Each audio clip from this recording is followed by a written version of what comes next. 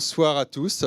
Bonsoir à tous. Donc, je suis Mathias Lévy-Noguer, je suis le directeur général de l'OGEO et je suis très heureux de vous accueillir et d'accueillir cette soirée ici au 139. Alors je vais dire en deux mots ce qu'est le 139 pour ceux qui ne le connaissent pas. Le 139, c'est deux choses. C'est d'abord l'immeuble dans lequel se situe le siège social de l'OGEO Seine, qui est un opérateur d'habitat social qui intervient sur tout l'axe Seine. Donc notre siège est ici, mais on intervient sur tout l'axe Seine, Le Havre, Rouen, en Île-de-France également. Un axe Seine qui s'évase un peu au nord vers Dieppe, au sud vers Caen. Et on gère 25 000 logements sur ce territoire. Et on développe tous les métiers de l'habitat abordable. On fait du logement social classique en location, on fait de la promotion sociale, on fait du bail réel solidaire, on fait du syndic social. Donc le 139, c'est le siège de notre société. Mais c'est un peu plus que ça. C'est aussi ce lieu dans lequel on est aujourd'hui, qui est un lieu de réflexion, d'animation et de rencontre, qui est dédié finalement, de manière un peu générique, aux thématiques de l'habitat sur l'axe Seine. Et dans ce lieu, concrètement, il y a quoi? Il y a cette salle événementielle qui permet de se réunir et de faire des événements dans plein de configurations différentes, internes ou externes. Il y a un espace de coworking qui est de l'autre côté là-bas, dans lequel peuvent s'inscrire des personnes qui sont en lien avec notre activité, des professionnels, des étudiants, mais qui travaillent un peu sur nos domaines. Et puis, il y a un incubateur qui est dédié à la thématique de l'habitat et de l'économie sociale, et qui aussi est animé depuis ici. Et donc, dans ce lieu, on accueille une programmation événementielle périodique, et cette soirée fait partie de ces événements. Alors ce soir, on est réunis pour une soirée donc, qui va porter sur les matériaux biosourcés, sur comment on peut développer des procédés constructifs qui intègrent intelligemment la paille.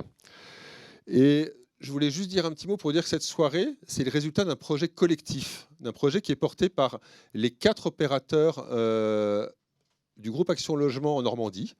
Vous avez leur nom ici. Hein. Donc le logement familial de l'Eure, qui est basé, comme son nom l'indique, dans l'Eure, avec Pascal Diz qui est ici présent.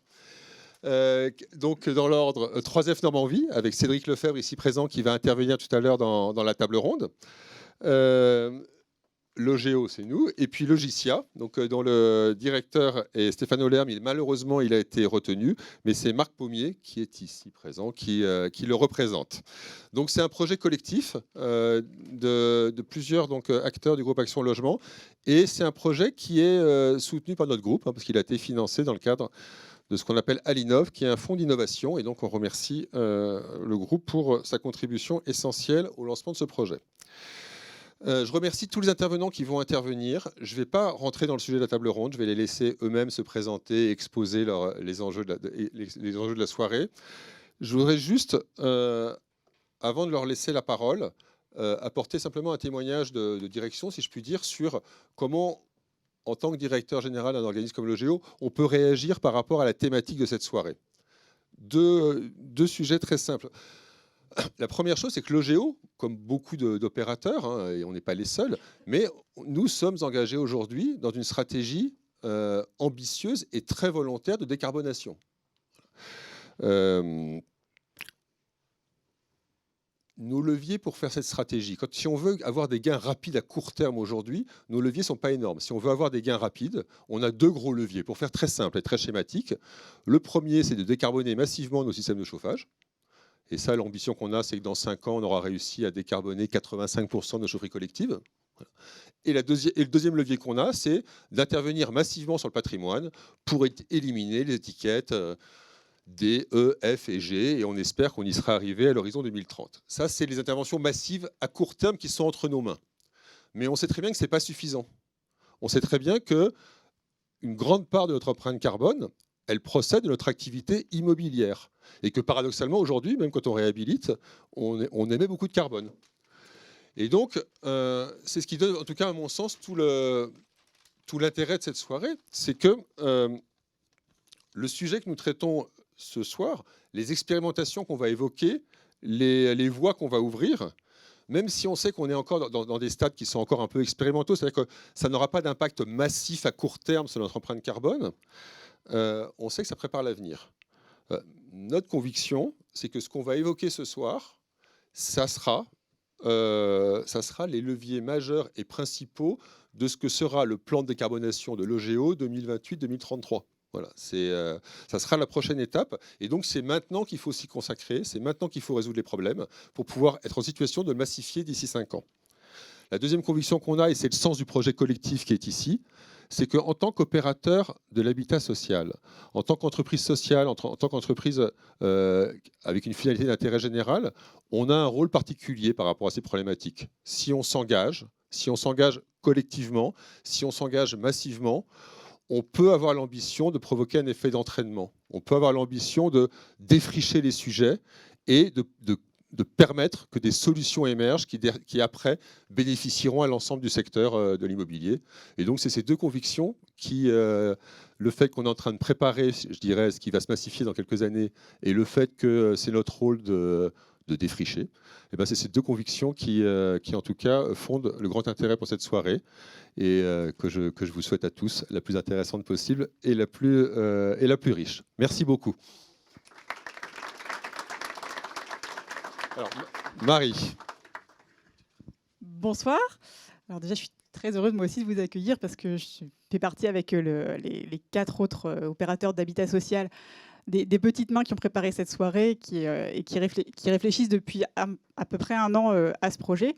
Ce projet, il est né du constat de 4 opérateurs d'habitat social du groupe Action Logement, que pour ces projets paille, qui pour nous, en tout cas à l'échelle de nos réhabilitations et des constructions qu'on réalise, sont encore à l'état d'expérimentation, il fallait sortir un petit peu de ce chemin d'expérimentation individuelle pour entrer dans une aventure plus collective et puis mettre en commun, capitaliser les expériences des uns et des autres, apprendre des erreurs les uns des autres, des réussites des uns des autres. Et ce projet, il est vraiment né comme ça, en se disant, tout seul, on pourrait y arriver, mais on ira plus vite et on ira plus loin ensemble. Donc, vous avez un petit livret avec un petit peu de détails sur notre projet. Je voulais juste vous donner quelques informations sur là où on en était. Sur le premier sujet, sur le recensement, la cartographie des acteurs, c'est un projet qu'on porte ensemble, mais qu'on va pas réaliser tout seul avec nos petites mains parce qu'on n'en a pas la capacité et l'intelligence et la connaissance du réseau. On va s'appuyer sur l'ARP, l'Association régionale pour la promotion de l'éco-construction, et la Chambre d'agriculture, sur lesquels on va s'appuyer pour réaliser cet inventaire, ce qui sera un outil essentiel pour les uns et les autres pour avancer sur ce chantier. Le levier de la formation, donc, on a commencé, nous, à se former donc, en tant que maître d'ouvrage à réaliser la formation ProPaille. C'est un premier pas. On va former d'autres maîtres d'ouvrage grâce à l'enveloppe dont Mathias parlait, l'enveloppe financière qu'on a eue dans le cadre du concours d'innovation d'Action Logement. On va proposer à d'autres que nous, d'autres personnes de notre réseau dont peut-être vous faites partie, si vous voulez vous former à la ProPaille en tant qu'architecte, en tant qu'entreprise, en tant que bureau d'études. Voilà, on va faire un appel à candidature, à volontaires, ceux qui veulent se former avec nous, parce que pour l'instant, on n'y connaît pas grand-chose. Mais beaucoup des personnes, des partenaires avec lesquels on travaille sont aussi novices que nous. Donc, allons-y ensemble, enfin, voilà, avançons ensemble. Donc, on a 3 pour l'instant, mais dans les mois qui viennent, on espère beaucoup plus. Et puis, on a la dernière pierre de ce travail collectif qu'on a avancé, c'est se faire aider par un assistant à maîtrise d'ouvrage dédié au projet paille. L'idée, c'est que cet assistant à maîtrise d'ouvrage sur la paille, ne soit pas sur la paille, enfin bref, puisse nous aider à analyser les opérations paille qui font l'objet d'expérimentation chez chacun des bailleurs actuellement, les suivre, les analyser, les comprendre. Ce que je disais, comprendre ce qui a bien fonctionné, ce qui a moins bien fonctionné, et puis réussir à produire, à l'issue de cette observation, et puis d'un travail dédié, à élaborer un guide à l'attention des maîtres d'ouvrage du logement social pour se saisir de ces sujets, pas clé en main, parce que chaque opération est unique, et qu'il s'agisse de neuf ou de réhabilitation, il y a des sujets qui sont uniques à chaque fois, mais en tout cas pour vraiment aider les maîtres d'ouvrage du logement social sur le territoire normand, et dans la dévolution des marchés, et dans le suivi du chantier, et voilà, pour tout ce qu'on peut imaginer, tout ce que les maîtres d'ouvrage connaissent très bien, et que vous, partenaires, vous connaissez aussi, pour qu'on puisse réussir ensemble à avancer sur ce sujet à horizon 5, 6, mais en tout cas à bientôt, très vite. Voilà. Donc, je vais laisser Monsieur Madec prendre la suite. Merci Marie. On va effectivement passer la parole à Philippe Madec qui va peut-être recontextualiser, nous parler de ce que c'est que construire autrement dans un premier temps pour arriver à une table ronde où on parlera plus spécifiquement de la question paille. Merci beaucoup. Bonsoir à tous et merci pour l'invitation. En fait, j'ai des liens d'amitié avec l'OGEO. Les gens de l'OGEO ne le savent peut-être pas, mais ma relation à Dominique Géry est une relation presque affectueuse, je pense, chaque fois qu'on se voit. Et donc, ce n'est pas pour rien que finalement, j'ai accepté avec joie votre invitation et que je suis là ce soir. Alors, construire autrement. Alors, construire autrement, chez nous, ça tient en un mot, c'est frugalité. Il y a 5 ans maintenant, avec un ingénieur, Alain Bornarel, qui avait créé le bureau d'études Tribu, et une architecte-auteur qui s'appelle Dominique Gozin-Müller, on a lancé le manifeste pour une frugalité heureuse et créative dans l'architecture et le ménagement des territoires. En fait, on en avait un peu marre qu'on se fasse balader, qu'on nous fasse des promesses qui ne sont jamais tenues, sur la réhabilitation du logement, par exemple, sur le financement de la réhabilitation, sur toutes ces choses-là. Et puis, on voulait dire qu'on se savait responsable de la situation dans laquelle on est. En fait, si les bâtisseurs n'acceptent pas l'héritage de leur père, qui est un héritage catastrophique, nous sommes responsables de 40% des émissions de gaz à effet de serre. Donc ce que vous voyez là, c'est un peu grâce à nous, là. Si on n'accepte pas cet héritage, on est incapable de franchir une étape qui est l'étape indispensable, mais vraiment indispensable, qui est celle de garantir l'habitabilité du monde. Et c'est à nous de le faire. Et c'est vraiment à nous de le faire, d'autant plus que, on va dire, à la fin du XXe siècle, on a à peu près fait tout ce qui est l'inverse de notre vocation. La vocation des architectes, c'est quoi? C'est de faire l'abri heureux des hommes, enfin des humains. Et cet abri heureux des humains, comment est-ce que vous pouvez le faire sur une terre que vous détruisez? Donc voilà, on savait qu'on était responsable, on voulait l'assumer, et surtout on voulait le faire parce qu'on sait faire autrement. Et depuis longtemps. Mais les gens ne le savent pas, quoi. Par exemple, le off du DD. Est-ce que vous connaissez le off du DD? Peut-être que vous allez le connaître, mais le off du DD. Donc c'est l'ICEB, l'Institut de construction de environnementale du bâti, qui a lancé ça il y a maintenant plus de 12 ans. Il y a une exposition magnifique. Peut-être que la Maison d'Architecture pourrait récupérer l'exposition sur les 10 ans d'architecture frugale qui est portée par le off du DD. Donc le off du DD, depuis 10 ans, c'est un événement qui montre qu'il est possible de faire autrement. La preuve, c'est déjà construit. Et donc pour montrer des projets d'il y a 10 ans, voire 12 ans, ça veut dire qu'ils ont été pensés il y a au moins 17 ans. Donc on sait faire depuis longtemps, on sait faire. Et on voulait que tous ceux qui étaient capables de faire ça, sans doute dispersés, disséminés, souvent solitaires, souvent un peu désespérés parce qu'ils se battaient, qu'ils avaient l'impression de ne pas être soutenus, que tous ceux qui étaient là se rassemblent, finalement manifestent le fait qu'ils sont en commun, quoi, qu'ils sont dans cette histoire. Et donc le manifeste est devenu un mouvement, c'est un mouvement international aujourd'hui, et c'est un mouvement qui fonctionne par les groupes locaux. Il n'y a pas des chefs en haut qui disent ce que vous allez faire sur le territoire. Ce n'est pas du tout comme ça. La réalité de la frugalité heureuse et créative, c'est que sur tous les territoires, il y a des groupes, et voilà, on va parler peut-être du groupe normand qui se constitue en association très très bientôt. Sur tous les territoires, il y a des groupes. Il y a, par exemple, mais en France et à l'étranger, en Belgique, il y a 3 groupes de la frugalité qui existent. Il y en a à Taïwan, il y en a au Cambodge, en Turquie, au Maroc. En fait, cette relation au monde et au monde bâti est basée sur une attitude qui est tout sauf de la sobriété. On avait le choix entre sobriété et frugalité. Vous imaginez bien, il y a 5 ans. On aurait pu dire sobriété comme la sobriété heureuse de Pierre Rabhi, ou sobriété comme la sobriété énergétique des négawatts. Ou on aurait pu dire sobriété choisie comme Ivan Illich. Tout ça, c'est des amis, quoi. Mais le fait qu'ils aient utilisé ces mots-là depuis plus de 10 ans, voire 20 ans, était devenu impossible aujourd'hui. Et on le voit. Hein. La sobriété, excusez-moi, ça n'est pas un projet d'avenir, c'est une injonction. Quoi. Et on ne fabrique pas un projet d'avenir, on ne fabrique pas un récit qui rassemble les gens sur une injonction. Ça ne marche pas. Quoi. Et donc on a choisi un mot positif, un mot de l'élan naturel, frugalité, qui vient du latin fruit. Frux frugis frugem, c'est le fruit en latin. Frugalité, c'est la récolte du fruit. Et la récolte du fruit est fructueuse quand elle ne blesse pas la terre et qu'elle rassasie ceux qui la font. Donc réussir à reconstruire notre relation au monde comme la nature finalement vit, puisque la nature, elle ne consomme pas plus que ce dont elle a besoin. La nature ne vit qu'à partir du soleil, la nature recycle tout. Enfin, retrouver simplement nos origines dans notre action était pour nous une manière de rassembler et de faire en sorte que finalement, la voie qui est déjà ouverte depuis 30 ans, 40 ans, voire 50 ans, les premiers pionniers, c'était encore avant, que cette voie-là qui est disponible, il suffit de la prendre. Et donc, on la prend. Alors, frugalité en quoi? 4 frugalités. La première, c'est une frugalité en ressources.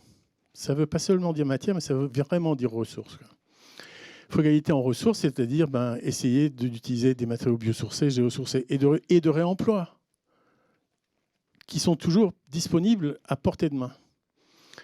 Et ressources qui sont les ressources physiques. Voilà, on a la botte là, mais la ressource humaine, celui qui a fait cette botte là, c'est une ressource, une vraie ressource humaine, et plutôt heureuse.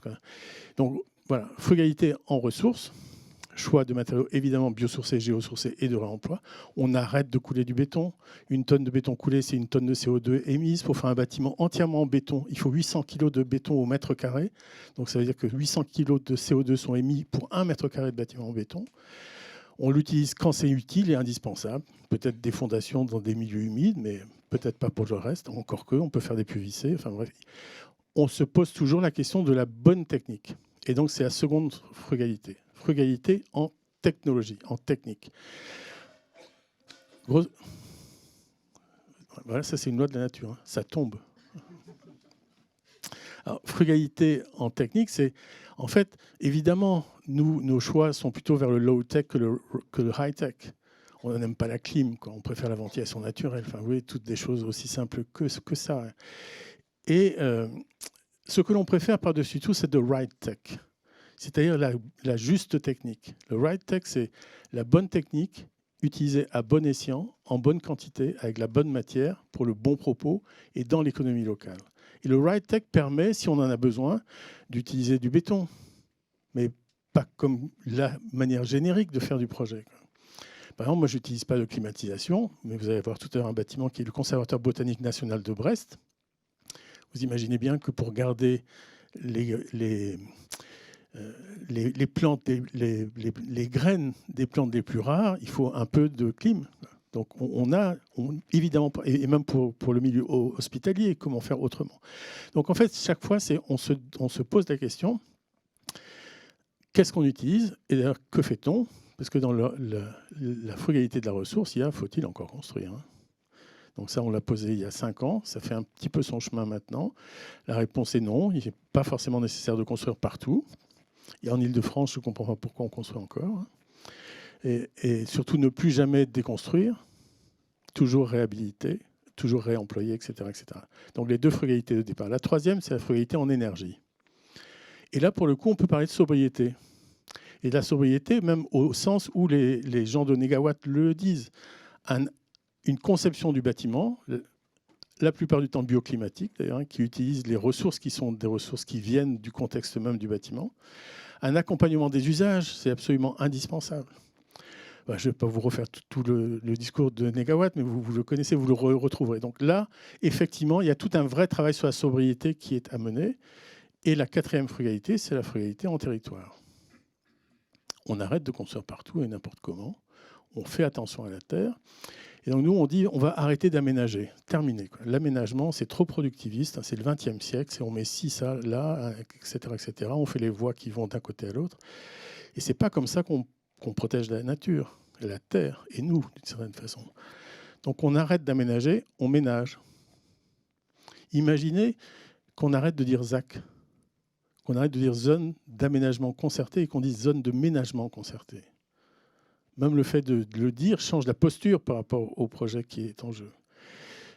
Cyril Dion nous a demandé un livre que l'on a réalisé à la frugalité. C'était un livre très collectif, très heureux, qui s'appelle « Commune frugale » et dont le sous-titre, c'est « La révolution du ménagement ».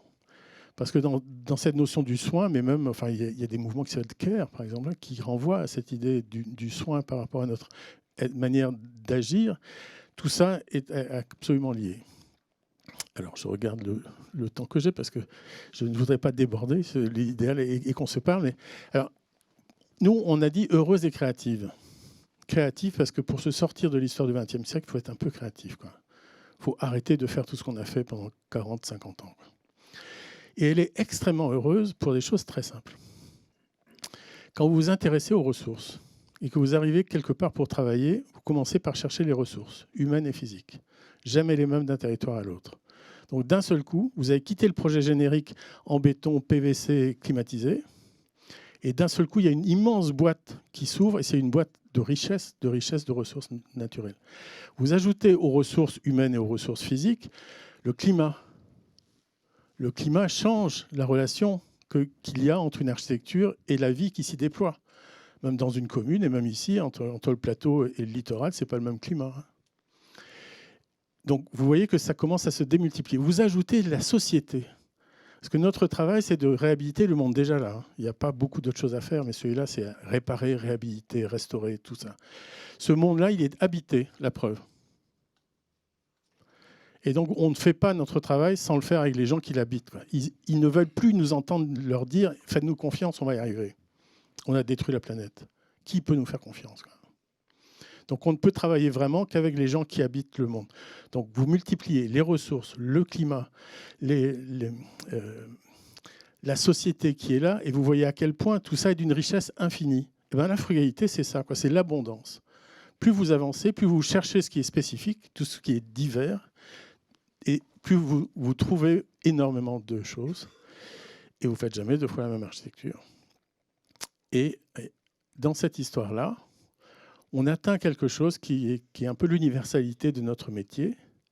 Quand on s'attache à ce qui est divers, quand on ne croit pas aux solutions génériques, quand on ne croit qu'aux solutions spécifiques, c'est ce que vous disiez aussi, eh bien, on arrive à ce qui est universel, qui est cette spécificité, particularité, différence qui est omniprésente partout.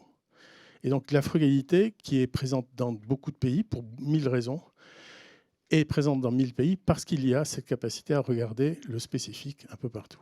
Donc voilà, en tout cas, ce que moi je vous propose comme chemin. Après tout, vous pouvez faire ce que vous voulez, mais par contre, je vais vous demander une seule chose.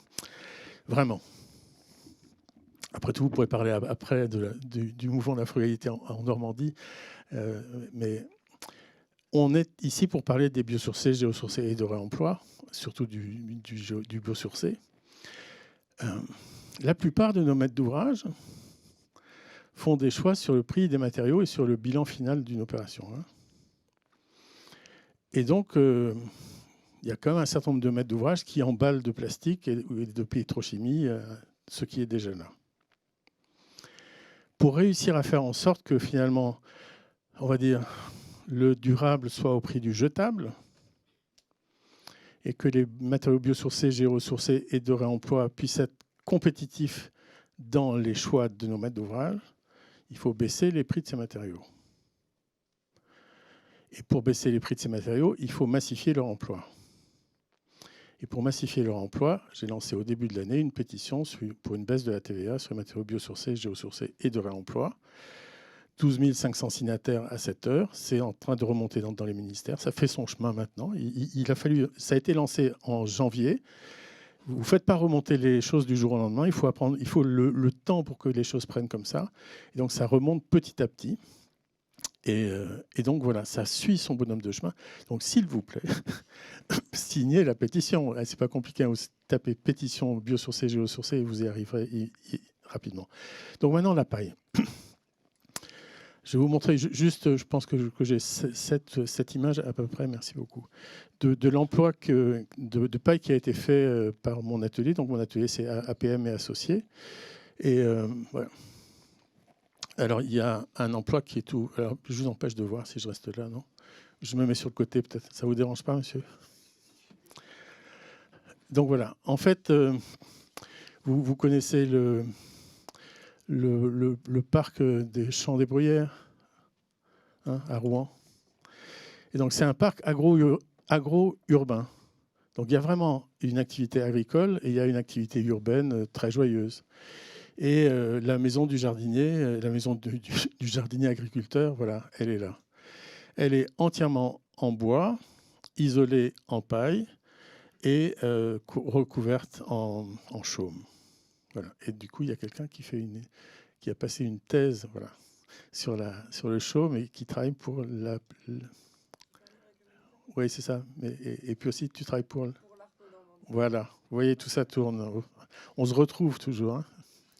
Donc voilà, ça c'est le premier. Donc c'est une structure à ossature bois, remplissage de paille. On est en 36, 6 cm de fibres de bois, et essentiellement ajouté pour des questions de pont thermique, mais ça on le retrouve un peu partout. Enfin, je ne vais pas rentrer dans tous les détails, sinon ce serait trop long. Hop, qu'est-ce que j'ai fait? J'ai éteint. Je suis doué, moi.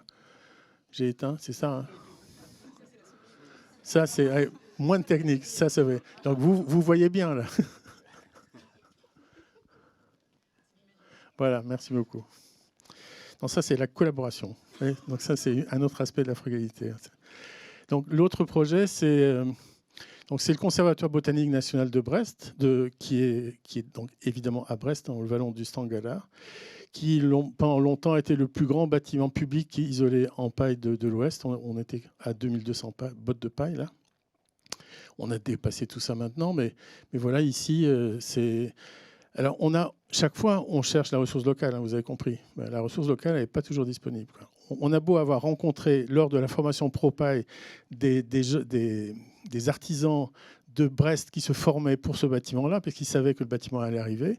Quand il a fallu répondre aux appels d'offres, aucun Brestois n'a répondu. Donc, ce sont des Rennais qui ont répondu. Et donc, tout ça, c'est en caisson, préfabriqué, amené sur place. Je pense que dans la table ronde, on parlera après du chantier, qui est comme un des enjeux importants de fabrication du chantier. Donc voilà, ça c'est le Conservatoire botanique national de Brest. Ici, c'est aussi en Normandie, c'est à Saint-Lô. On est en train de le livrer. Ce sont les archives départementales de Saint-Lô. Donc il y a une partie en béton. Vous imaginez, pour tout ce qui est archives, on a besoin d'avoir des planchers qui supportent le très lourd. Donc la partie basse est en béton, mais tout le reste est en bois, isolé en paille et bardé en clin ou en tavaillon de châtaignier. Donc je pense qu'on le livre là en ce moment. Il sera possible de le visiter un de ces jours. Ici, c'est une école élémentaire que l'on fait en Île-de-France, à Achères, avec la pose de la première botte de paille, puisque maintenant, c'est plus la première pierre qu'on pose, évidemment. Hein, et avec des élus qui n'étaient pas des élus écolos, mais qui sont très fiers en fait de ce qu'ils font, parce que dès qu'on arrive sur des valeurs qui sont des valeurs qui se partagent, peu importe qu'on soit de droite ou de gauche, quoi. C'est le fait de faire quelque chose qui est bien pour les enfants, ça fonctionne. Et donc voilà, ici c'est à la fois une ossature bois, remplissage paille, donc tout ça est préfabriqué, et on a soit un bardage extérieur bois qui était amené avec le caisson sur place, soit on a un enduit terre qui est rajouté sur les parties blanches, c'est de l'enduit chaussable. Excusez-moi, c'est pas terre, ici c'est chaussable. Ici, c'est en cours d'étude, c'est à Strasbourg. C'est la cité de l'enfance, c'est la cité où on installe les enfants qui sont séparés de leur famille quand il y a des vrais soucis, où il faut protéger les enfants de leur vie. Et donc, on voulait faire un endroit extrêmement heureux et chaleureux à vivre. Donc, c'est un projet important, en fait, qui est pour la collectivité européenne d'Alsace.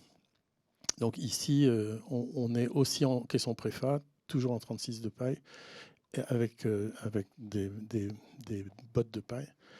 Et là, pour le coup, partout, on n'a pas de bardage bois. Le maître d'ouvrage ne voulait pas de bardage bois, donc partout on est en terre et chaud. Et on a, je ne l'ai pas dit sur les autres, mais en fait, on utilise régulièrement, mais j'imagine que vous le savez, soit en intérieur, soit en extérieur, ou parfois en intérieur et en extérieur, un ajout de laine de bois compressé à la fois pour les ponts thermiques et aussi pour l'acoustique. Donc ici, c'est une école qui est en train de commencer, qui est l'extension d'une école à Vezin-sur-Loire. Et ici, alors ça c'est le plus gros de nos projets. On est à 6000 bottes de paille ici. C'est dans un secteur en rue, à Angoulême.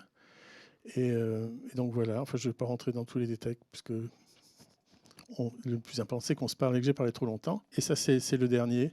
C'est un ensemble, c'est une maison d'accueil spécialisée, donc c'est pour l'ADAPI. Bon, là, c'est des budgets serrés. Enfin, quoi qu'il arrive, les budgets, il faut les tenir. C'est un enjeu, on pourra revenir sur ça. Mais... Donc pour l'ADAPI, on fait la réhabilitation de cette maison d'accueil spécialisée. Donc voilà. Alors la question est... Alors ça, c'est du logement. Bien sûr, c'est un logement un peu spécialisé. Ça n'est pas du logement comme Logeo le fait. Le logement, on l'avait aussi ici, évidemment. Tout ça, c'est du logement. Mais moi, je pense que...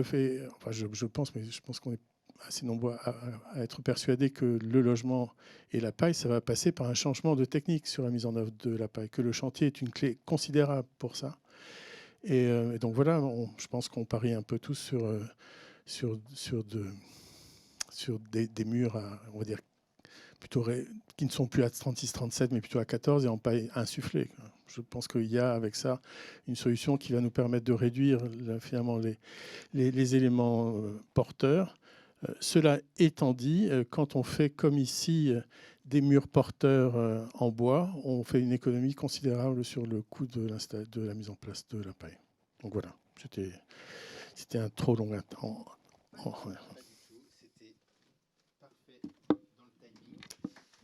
Merci beaucoup pour cette mise en bouche, cette introduction. Avant d'échanger tous ensemble sur cette question-là, je vous propose, Philippe, de rejoindre l'estrade en compagnie d'Anne Le Bellego, qui est directrice de la Maison de l'Architecture de Normandie à Rouen, de Nicolas Bouisson, qui est architecte, cofondateur de Four Hall Studio, et Cédric Lefebvre, qui est le directeur général de pour continuer à explorer la question du construire autrement et plus spécifiquement de la paille.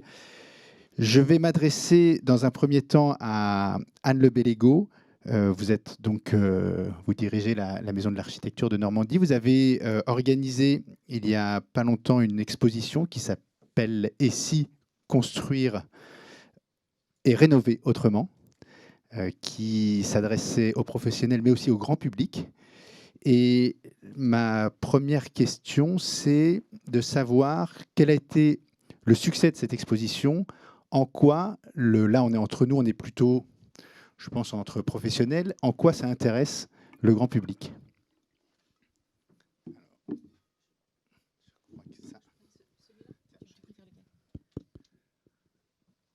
Un seul, ça va suffire. Bonsoir à tous. Merci de votre invitation. En effet, la Maison de l'Architecture, c'est une structure associative qui a pour mission de diffuser la culture architecturale, urbaine, paysagère auprès de tous les publics. Pour le dire autrement, faire découvrir, faire comprendre ces sujets en faisant le pari que s'ils sont mieux compris, l'habitant, l'usager, le citoyen sera en capacité d'agir sur la durabilité, le lien social et en tant que citoyen pourra faire des choix avisés. Et il y a 2 ans maintenant, avec le CAUE de Seine-Maritime, avec l'ARP, avec l'école d'architecture de Normandie et l'école Unilassal, on avait l'intuition que ce sujet des écomatériaux et de l'éco-conception interrogeait beaucoup de monde et qu'il était temps de faire quelque chose. On s'est interrogé de nombreux mois sur savoir qu'est-ce qu'il fallait qu'on fasse et on a choisi le support de l'exposition parce que l'exposition, je dis souvent, dans le travail qui est le nôtre à la Maison de l'Architecture, qui est un travail de médiation culturelle, la Maison de l'Architecture ne fait pas de conseil, on n'est pas un CAUE, on prend l'architecture, l'urbanisme, le paysage sous l'axe du projet culturel. Eh bien, quand on travaille sur une exposition, c'est un prétexte. Parce que ça suppose de faire un inventaire, ça suppose de réunir l'information, ça suppose de mettre des projets sur une carte, des illustrations, etc. Et donc on a travaillé ensemble pour mettre en complémentarité nos compétences. Et cette exposition a ouvert avec l'intuition qu'on était au bon endroit. Et par contre, je dois dire que la Maison de l'Architecture a ouvert, dans le lieu où on est en ce moment, à 7 ans d'existence, C'est la première fois qu'on a eu un public aussi varié. C'est-à-dire qu'on a attiré un public professionnel, on a attiré le grand public et on a attiré des publics scolaires. Parce qu'on voit bien qu'en effet, ce sujet interroge aussi bien le particulier quand il est dans une démarche de construction ou de rénovation, l'habitant, l'usager, parce qu'il voit bien que la période est en train d'évoluer et que ces sujets sont compliqués à comprendre et qu'il a envie de se saisir aussi de ces thématiques. Et puis les professionnels, parce qu'en travaillant ensemble, avec l'ARP, avec le CAUE, on a voulu aussi mettre dans ces panneaux un maximum d'informations et de ressources pour qu'ils puissent être utilisés. De citer les fabricants, les architectes, les BET, de pouvoir donner aussi envie à des architectes, à des maîtres d'ouvrage, qu'ils soient publics ou qu'ils soient privés, de tenter l'aventure. Et c'était le pari qu'on s'était fait, c'est est-ce que cette exposition finalement peut rassurer ? Est-ce qu'elle peut donner des idées, des envies, donner des envies de formation et je dois dire que jamais le public n'a été aussi nombreux. Construire et rénover autrement, quelle était la place de la construction paille dans cette exposition ? Alors, on traitait des écomatériaux avec un focus sur 4 matériaux, la terre, le chanvre, le bois et la paille. Et la paille occupait une place importante, d'autant que c'est assez spectaculaire. En tout cas, on a une boîte de paille ici et qu'il y a de nombreux, Monsieur Madec, vous l'aviez cité tout à l'heure, il y a de nombreux exemples dans notre région, des exemples anciens et puis des exemples plus récents. Voilà. Et des usages aussi qui sont différents. Donc la paille était présente. Philippe Madec, vous l'avez dit, il y a quelque part derrière, il faut construire un récit autour de la paille. Aujourd'hui, on peut avoir une perception d'un matériau qui est fragile, qui n'est pas adapté à la construction. C'est le fameux exemple de la maison des 3 petits cochons qui s'envole dès qu'on souffle dessus. Est-ce que Anne, vous avez le sentiment que cette perception, cette vision évolue ? Ça dépend du public. Parce que le public, la question qu'il va poser, c'est les petites bêtes. Par contre, la maîtrise d'ouvrage, c'est l'assurance. Donc, ce n'est pas la même chose. Et puis, les architectes, c'est qui a la compétence pour mettre en œuvre. Et puis j'aurais envie de dire aussi de façon plus globale, c'est dans cette période de transition de montrer que c'est possible. Et si, c'est aussi, ça reprend le titre du livre de Rob Hopkins qui a impulsé aussi ce mouvement des villes en transition. C'est une posture, on peut y aller, on peut faire ce changement, il faut oser. Et c'est mieux. Je pense que le contexte, malheureusement, climatique, économique, favorise aussi ces projets, ces expérimentations. C'est pas gagné, c'est encore très fragile quand même. Hein.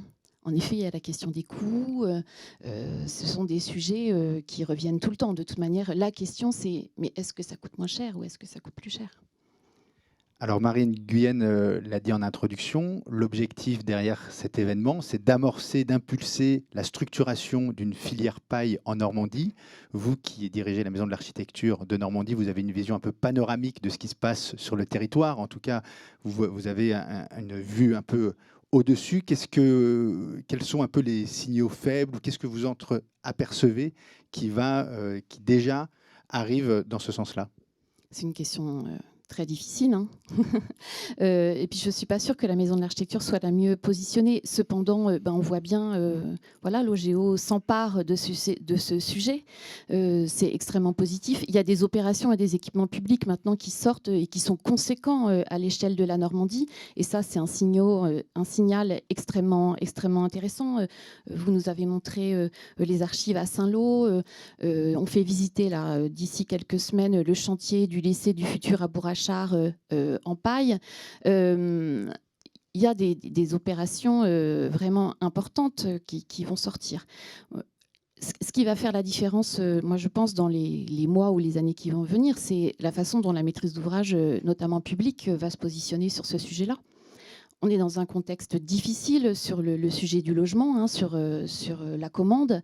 Comment la maîtrise d'ouvrage privée sur le logement va se positionner, comment les bailleurs vont s'emparer de ces sujets-là, et puis comment le public va suivre. Je pense que rien n'est jamais acquis. Il y a aussi des freins sur l'isolation paille, sur la structure paille, etc. Moi, j'ai entendu dans la bouche de certaines personnes que ce n'était pas un matériau noble. Donc, et on parlait en introduction, par exemple, voilà, des difficultés de changement de comportement dans la période qu'on vit aujourd'hui, sur les entretiens extérieurs. On en parlait tout à l'heure.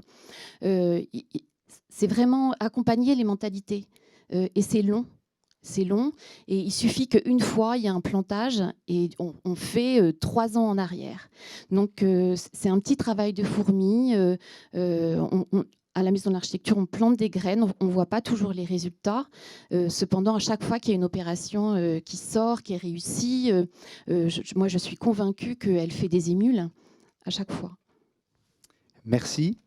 Anne Le Bellego, je vais passer la parole à Nicolas Buisson. Vous êtes architecte, vous avez cofondé le studio 4All. Est-ce qu'en introduction, vous pouvez nous dire un mot sur votre implication sur le sujet de la construction paille?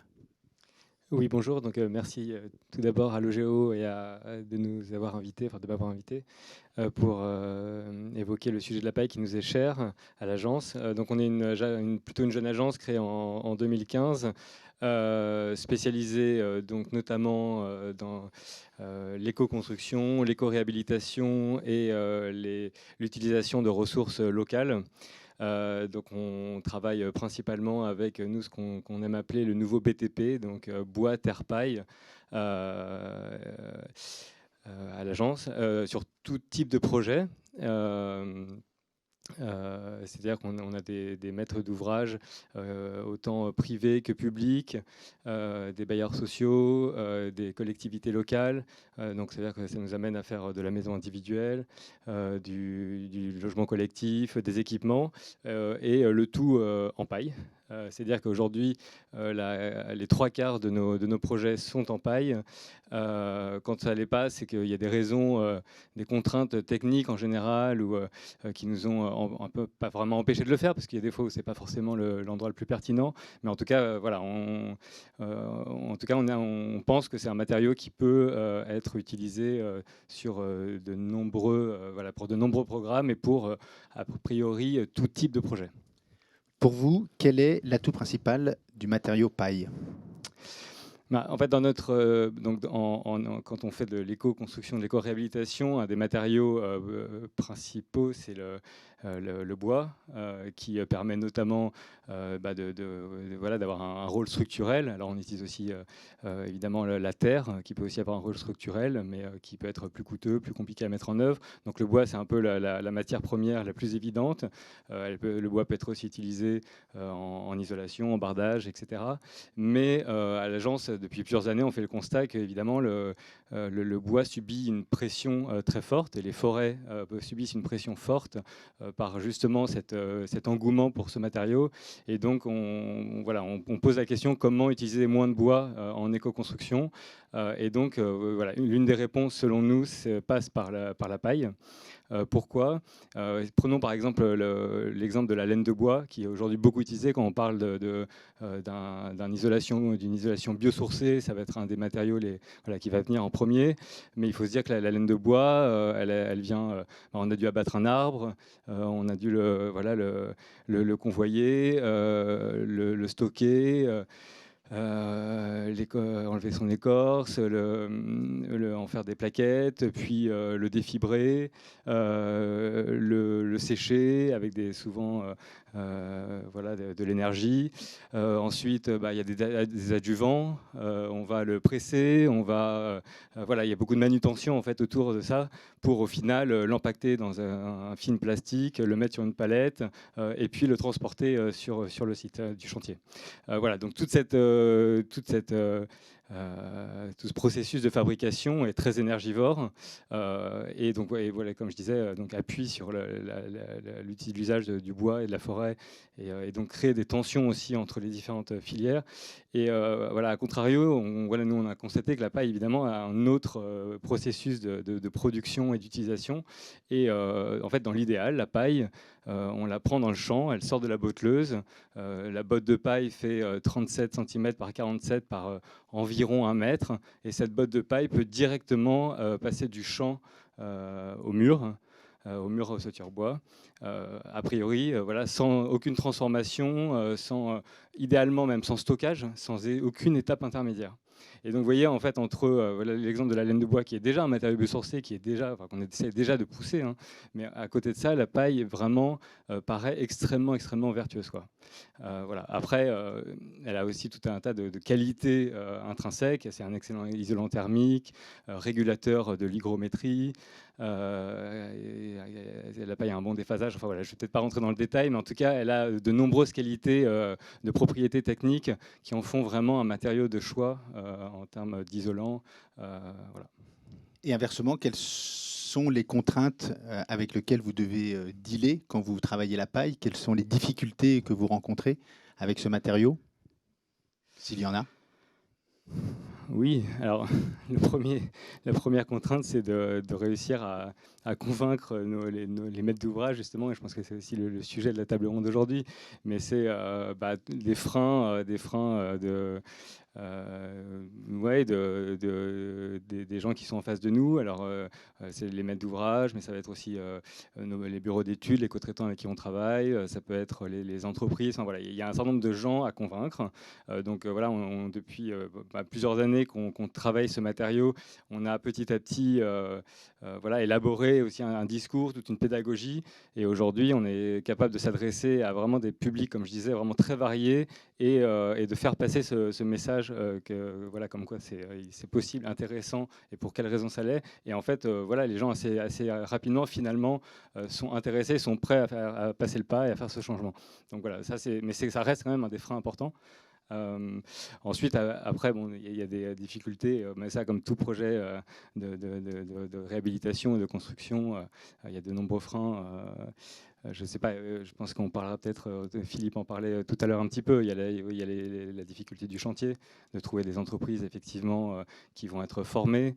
Donc il y a vraiment un sujet sur la formation qui est primordial, et c'est la formation de tous les acteurs. Marie mentionnait justement ce processus de formation aussi des maîtres d'ouvrage, etc. Mais voilà, c'est pas que, c'est aussi pour notamment les questions d'assurance, peut-être qu'on y viendra par la suite. Mais voilà, la chaîne entière doit être formée à l'utilisation de la construction paille. Après, il faut aussi dédramatiser un petit peu la question. En soi, c'est rien de plus qu'une des techniques assez classiques d'ossature bois. En fait, il n'y a rien de vraiment très particulier. Il y a quelques petits détails à prendre en compte, voilà, mais en réalité, c'est pas une technique spécifiquement complexe à mettre en œuvre. C'est en fait assez simple même. Voilà, moi, j'ai personnellement découvert sur chantier la manipulation, voilà. Et en fait, on peut en quelques jours, et c'est ce que propose d'ailleurs la formation ProPaille, avoir vraiment les bases de la construction. Donc, c'est pas quelque chose qui nécessite non plus une technique forcément très avancée. Ce qui compte, c'est d'être rigoureux, de bien travailler, etc., de faire attention aux points sensibles. Mais a priori, pas de frein, enfin, de notre point de vue, hein, et puis on le voit au quotidien, puisque sur tous ces projets-là, on a réussi à le mettre en œuvre, pas de frein majeur, quoi. Concrètement, le coût, on en parle, ça coûte combien de construire en paille par rapport à un coût de construction classique? Bon, la question n'est pas évidente parce qu'il faut voir qu'est-ce qu'on compare, hein, c'est quoi la construction classique. Alors la botte de paille là, elle coûte pas très cher. Elle coûte, je sais pas, 2 €, ça dépend à qui on l'achète, hein, mais donc ça fait qu'au mètre carré fourni, on est autour de 5 €. Donc 5 € comparé à... bon là, alors il faut comparer donc, des choses comparables, donc il faut regarder les résistances thermiques notamment. Là, sur une boîte comme ça, on va être sur un R, une résistance thermique de 7, ce qui est une très bonne isolation thermique, qui est de l'ordre en fait assimilable à un bâtiment passif. Donc on est tout de suite sur la botte de base, elle a une très très bonne isolation et elle met tout de suite un standard assez élevé. Si on prend la même chose en, je sais pas moi, en laine de verre par exemple, on va être en fourniture, on va être à une trentaine d'euros. Donc en fait, on voit bien qu'entre 5 et 30, il y a un gap assez important. Si on parle de fourniture et pose, on va être autour de 15 euros. Donc là, on est sur vraiment en fait, des prix qui sont très faibles. Et en réalité, le coût, ce n'est pas donc la paille ni la pose, mais ça va être en fait le bois. Et donc l'ossature autour, et c'est ça qui coûte aujourd'hui. D'où d'ailleurs la réflexion sur moins de bois, parce que c'est vraiment le bois qui coûte cher. Après, si on regarde si on compare à résistance thermique équivalente, hein, j'insiste là-dessus, parce que l'idée c'est pas de comparer ce qu'on appellerait un mur traditionnel basique avec avec un bâtiment passif qui serait un peu une Rolls, quoi. Ça ne se compare pas, donc évidemment les prix ne sont pas comparables, mais à résistance thermique équivalente, nous on pense que c'est de l'ordre de 15% de différence en termes de prix, ce qui au regard des avantages de la paille nous paraît pas forcément un prix forcément très important en plus. Il faut voir que donc on a un bilan carbone qui est exceptionnel. Avec un stockage carbone très important, qui est un des plus élevés parmi les matériaux biosourcés. Et c'est aussi un prix à l'état actuel de la filière. C'est qu'en fait, aujourd'hui, comme on le soulignait, il y a assez peu d'acteurs qui sont capables de construire en paille. Ça veut dire que voilà, il y a une concurrence assez importante, qu'il y a peu finalement d'entreprises, et donc les prix sont encore assez élevés, la filière n'est pas assez constituée, mais on constate en fait d'année en année que voilà, des choses se font. Il y a des entreprises qui ont commencé à réfléchir à l'industrialisation de caissons paille, et en fait ça fait baisser les prix, et plus la demande et l'offre seront élevées, on pense, plus ça permettra de diminuer le coût, et à terme, avec en plus les relèvements des seuils de réglementation, on va peut-être arriver à un moment donné où en fait on sera à coût égal, et peut-être dans pas si longtemps. Voilà. Peut-être une opération un peu emblématique que vous avez conçue, que vous avez construit. Vous pourriez nous donner un exemple de construction paille que vous avez porté ? Alors, il fallait en choisir une. Un petit projet qui est pour un bailleur social, qui est l'OPAC 36. C'est une épicerie solidaire. Voilà, donc l'OPAC 36 a voulu lancer cette question justement de la construction paille au sein de ses propres équipes, et donc nous a demandé une sorte de démonstrateur sur un tout petit équipement au sein d'un quartier NPNRU, donc un quartier prioritaire de la ville, un quartier vraiment plutôt délaissé, et donc ça constitue un peu la première botte de paille de la rénovation de ce quartier, avec un signal fort aussi, puisque c'est une épicerie solidaire, donc pour des gens qui sont dans le besoin, et de leur offrir un bâtiment extrêmement performant, dans lequel je pense que les usagers sentent que beaucoup d'attention a été mise, et de la part du maître d'ouvrage de l'OPAC et de la part de tous les acteurs. Voilà, c'était un geste symbolique vraiment assez fort, et on aime bien dans les projets mettre ce qu'on appelle une fenêtre de vérité, c'est-à-dire que comme évidemment matériau effectivement pas très noble, on ne le voit jamais, c'est un matériau qui est caché. La fenêtre de vérité permet de montrer l'intérieur du mur. Donc c'est une fenêtre qui est dans le mur, et donc on a une très très grande fenêtre qui montre plusieurs bottes de paille.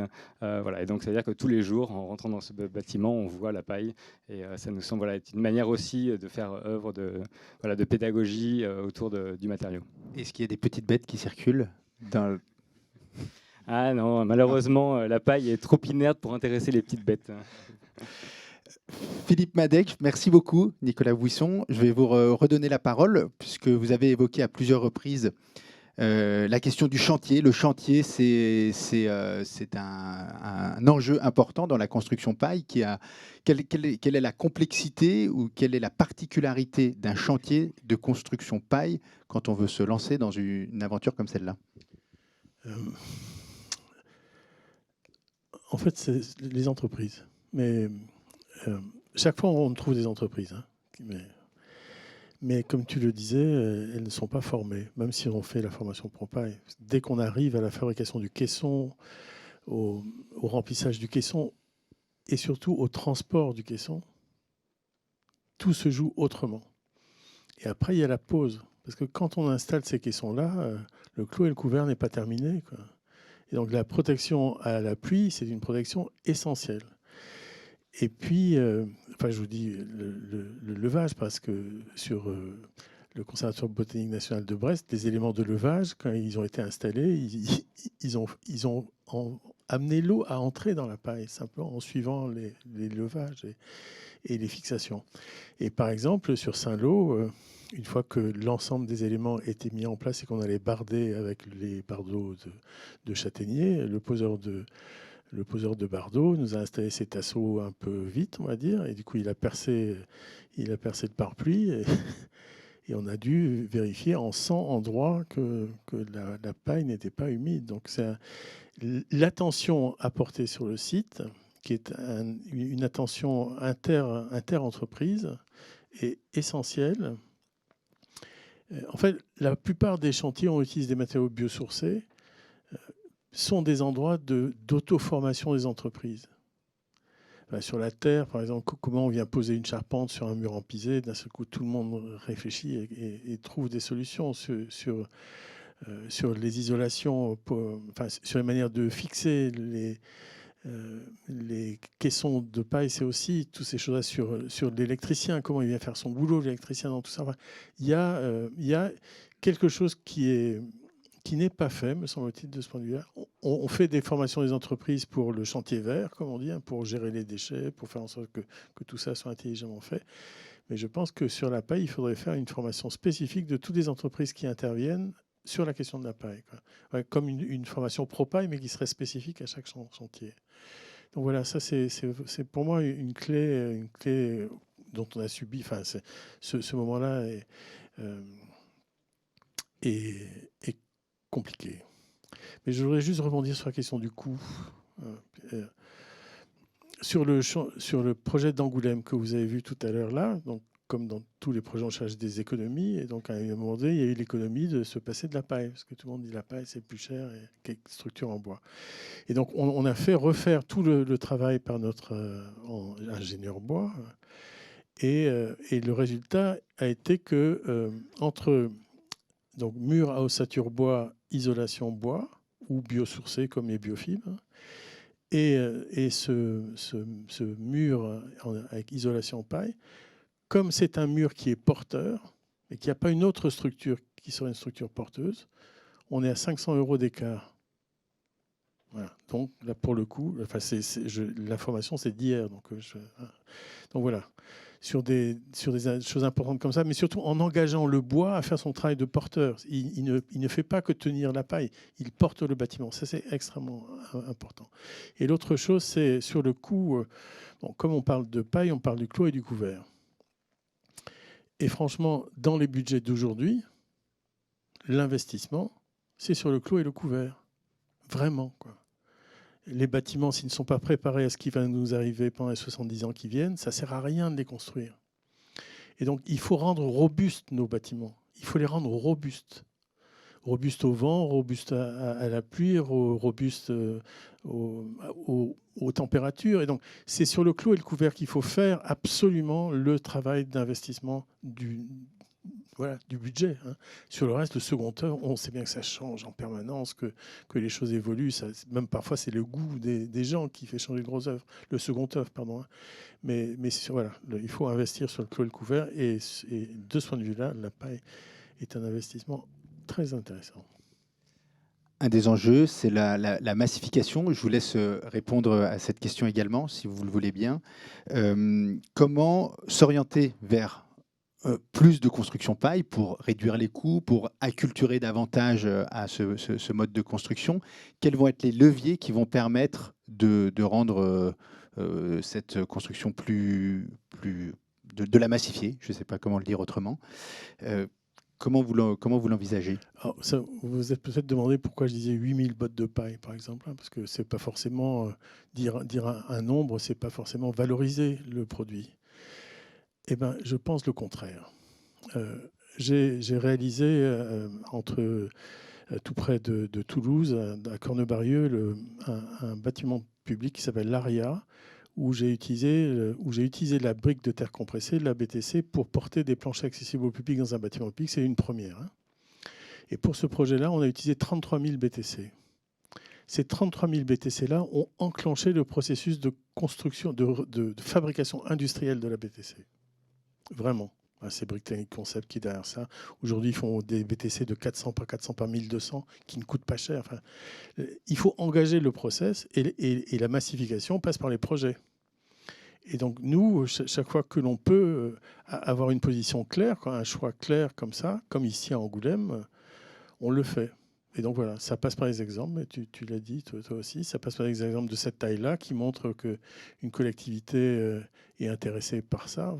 Dans un premier temps, quand le fait de remplacer la paille par la paille de bois compressé est passé chez les élus, ils ont dit non parce que finalement ils aimaient aussi la paille. Enfin, il y a quelque chose qui est quand même très fortement lié à l'idée que l'on se fait d'un matériau aussi sain et aussi noble.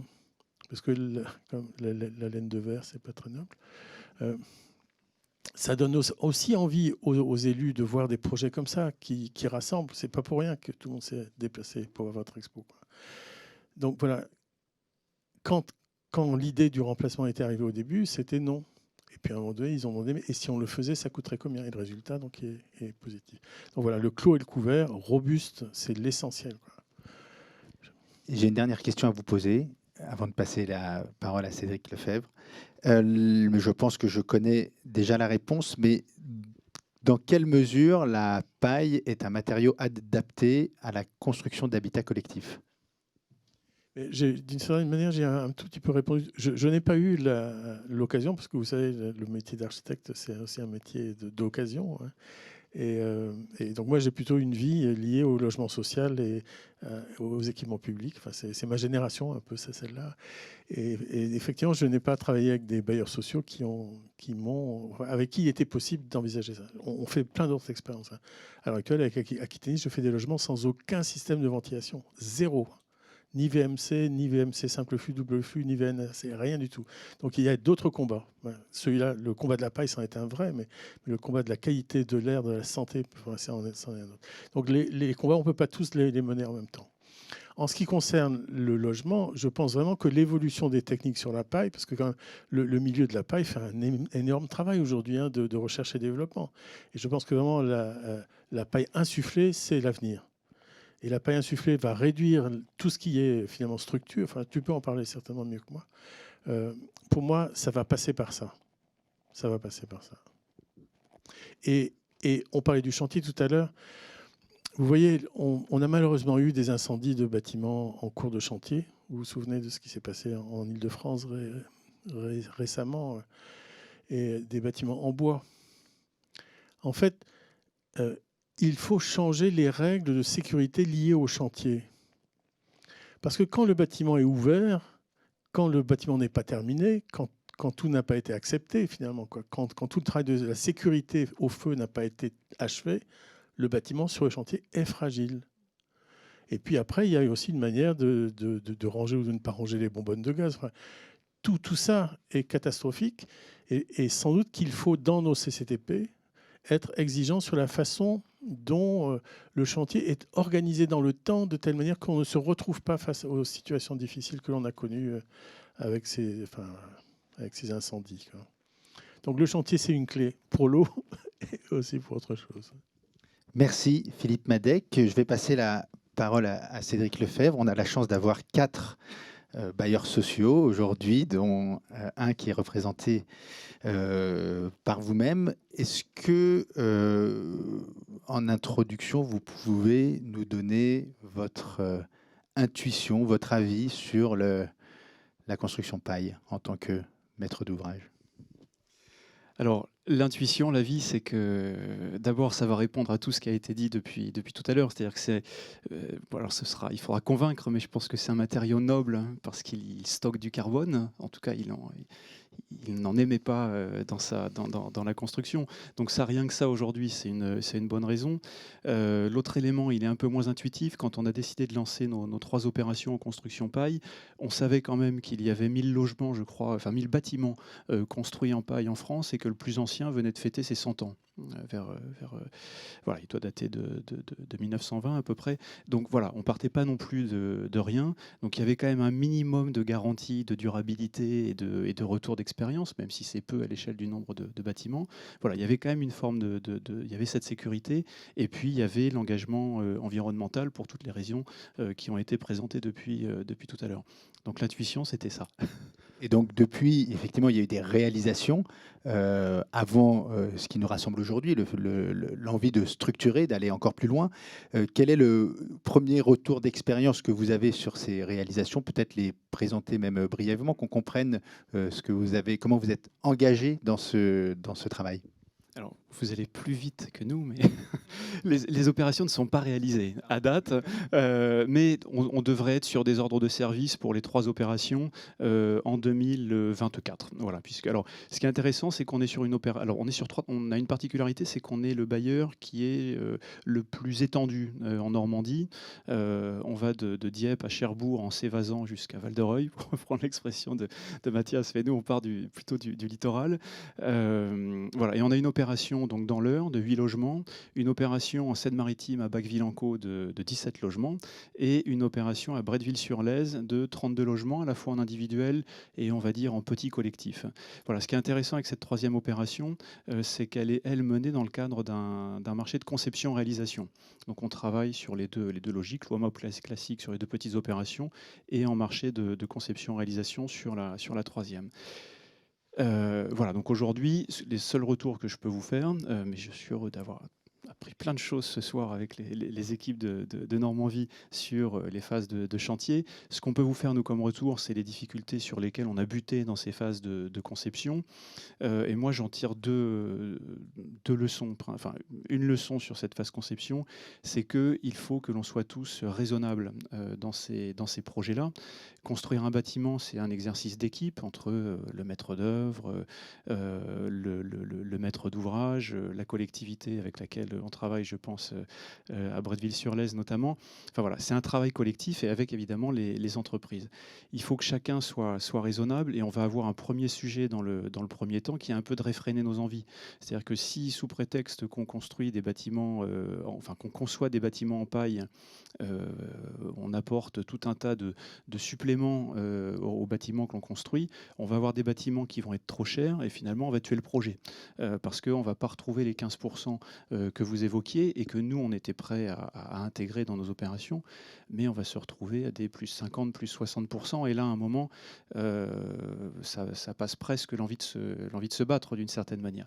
Donc voilà, ça c'est le sujet aujourd'hui sur la phase conception, c'est qu'il faut qu'on soit tous raisonnables. Si on fait des bâtiments à 2500 € du mètre carré en logement individuel, on ne va pas pouvoir discuter longtemps, on va perdre du temps, ça va démobiliser, je dirais, à la fois le maître d'ouvrage et ses équipes, parce que les équipes de la société qui sont parties là-dessus, elles sont hyper engagées. Mais voilà, et les architectes et les bureaux d'études aussi. Mais voilà, il faut à un moment qu'on ne se décourage pas les uns les autres, et il faut que les premières opérations soient des réussites. Quitte à ce que, de toute façon, un pavillon, c'est quand même pas un truc très beau, c'est pas la peine d'en faire un truc magnifique au motif qu'on le construit en paille. Donc soyons raisonnables. Voilà, ça je crois que c'est le point important sur la phase conception. Le deuxième élément, c'est pas sur ce qu'on a vécu, mais si on veut que ça marche, on a une très belle réussite en Normandie de filière biosourcée, qui est le bois énergie. Il y a des gens, il y a presque 50 ans, qui se sont... Donc c'est vieux, hein, quand on pense bois énergie, c'est il y a longtemps, 50 ans. Et il y a des gens en Normandie, il y a 50 ans, qui se sont dit qu'on pouvait chauffer des logements au bois pour pas cher. Ils ont réussi, au bout d'une trentaine d'années, avec le concours de la puissance publique, des premières communes qui ont créé des réseaux de chaleur, à développer cette filière. On est la 2e région la moins boisée de France, et on est la région qui chauffe le plus en bois. Donc voilà, ça peut marcher. Il n'y a pas d'adéquation entre la ressource locale et ce qu'on peut en faire. Simplement, ces personnes qui ont travaillé sur la filière bois-énergie, ils se sont projetés dans la durée.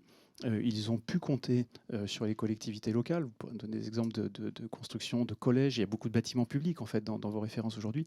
On a besoin dans la région que les collectivités, mais elles le font, c'est le cas de la région avec le collège, le lycée pardon, à Bourrachard. On a besoin que les collectivités locales, que les collectivités publiques rejoignent le mouvement et que nous, on puisse s'engager pas sur 2 ans. C'est-à-dire que si on est 4 bailleurs engagés, si on réalise 6 opérations en 2024, bon, bah super, on aura fait 6 opérations en 2024, mais si on ne donne pas de visibilité en 2025, 2026, 2027, on va pas aider les entreprises, que ce soit les concepteurs ou les réalisateurs, on ne va pas aider les entreprises à s'engager dans ce processus. Donc ça, c'est indispensable que tous, on se projette, et c'était l'intérêt de ce projet Appel Paille, c'est de se dire, à un moment, on montre ce qu'on fait ensemble à un moment donné, mais au-delà, on prend l'engagement de s'engager dans la durée sur ce type de construction. Et on a affiché 10% de nos logements construits en paille dans la durée. Voilà. Donc on a besoin de jouer en équipe, on a besoin d'être, je vais dire, pertinent dans nos propositions. Là, je pense notamment au coût. Il faudra réussir tous les sujets techniques, mais on a besoin aussi de se projeter dans la durée tous ensemble. Et nous, en premier lieu, pour d'une certaine manière assurer une forme de chiffre d'affaires à l'ensemble de la filière. Est-ce que vous pensez qu'il y a une forme de responsabilité, que vous avez une forme de responsabilité en tant que bailleur social, bailleurs sociaux, vous mettez à plusieurs, pour enclencher une dynamique, comme vous l'avez dit, pour commencer à embarquer tout le monde dans quelque chose qui sera derrière davantage suivi? Ça, oui. Moi, je trouve même que c'est le côté quand même vraiment génial de nos métiers. C'est que c'est même presque un devoir. Et aujourd'hui, on va pas revenir sur les problématiques environnementales, mais de se dire qu'on a la possibilité d'apporter notre pierre à l'édifice en faisant ça, oui, c'est quand même ce qui rend nos métiers vraiment chouettes, quoi. Enfin, voilà, on a de la chance de pouvoir faire tout ça. Voilà. Mais il faut se battre. Ça, par contre, c'est sûr que ça prendra un peu plus de temps, mais c'est quand même magique. Merci Cédric Lefebvre. Avant de passer la parole au public, si vous avez des questions, j'aimerais profiter de la présence de Frédéric Denise, qui est architecte normand, havrais, qui est déjà depuis un certain temps engagé sur ces questions-là et qui souhaiterait, qu'on trouverait intéressant d'avoir son témoignage. Frédéric. Ok, merci. Merci de me donner la parole.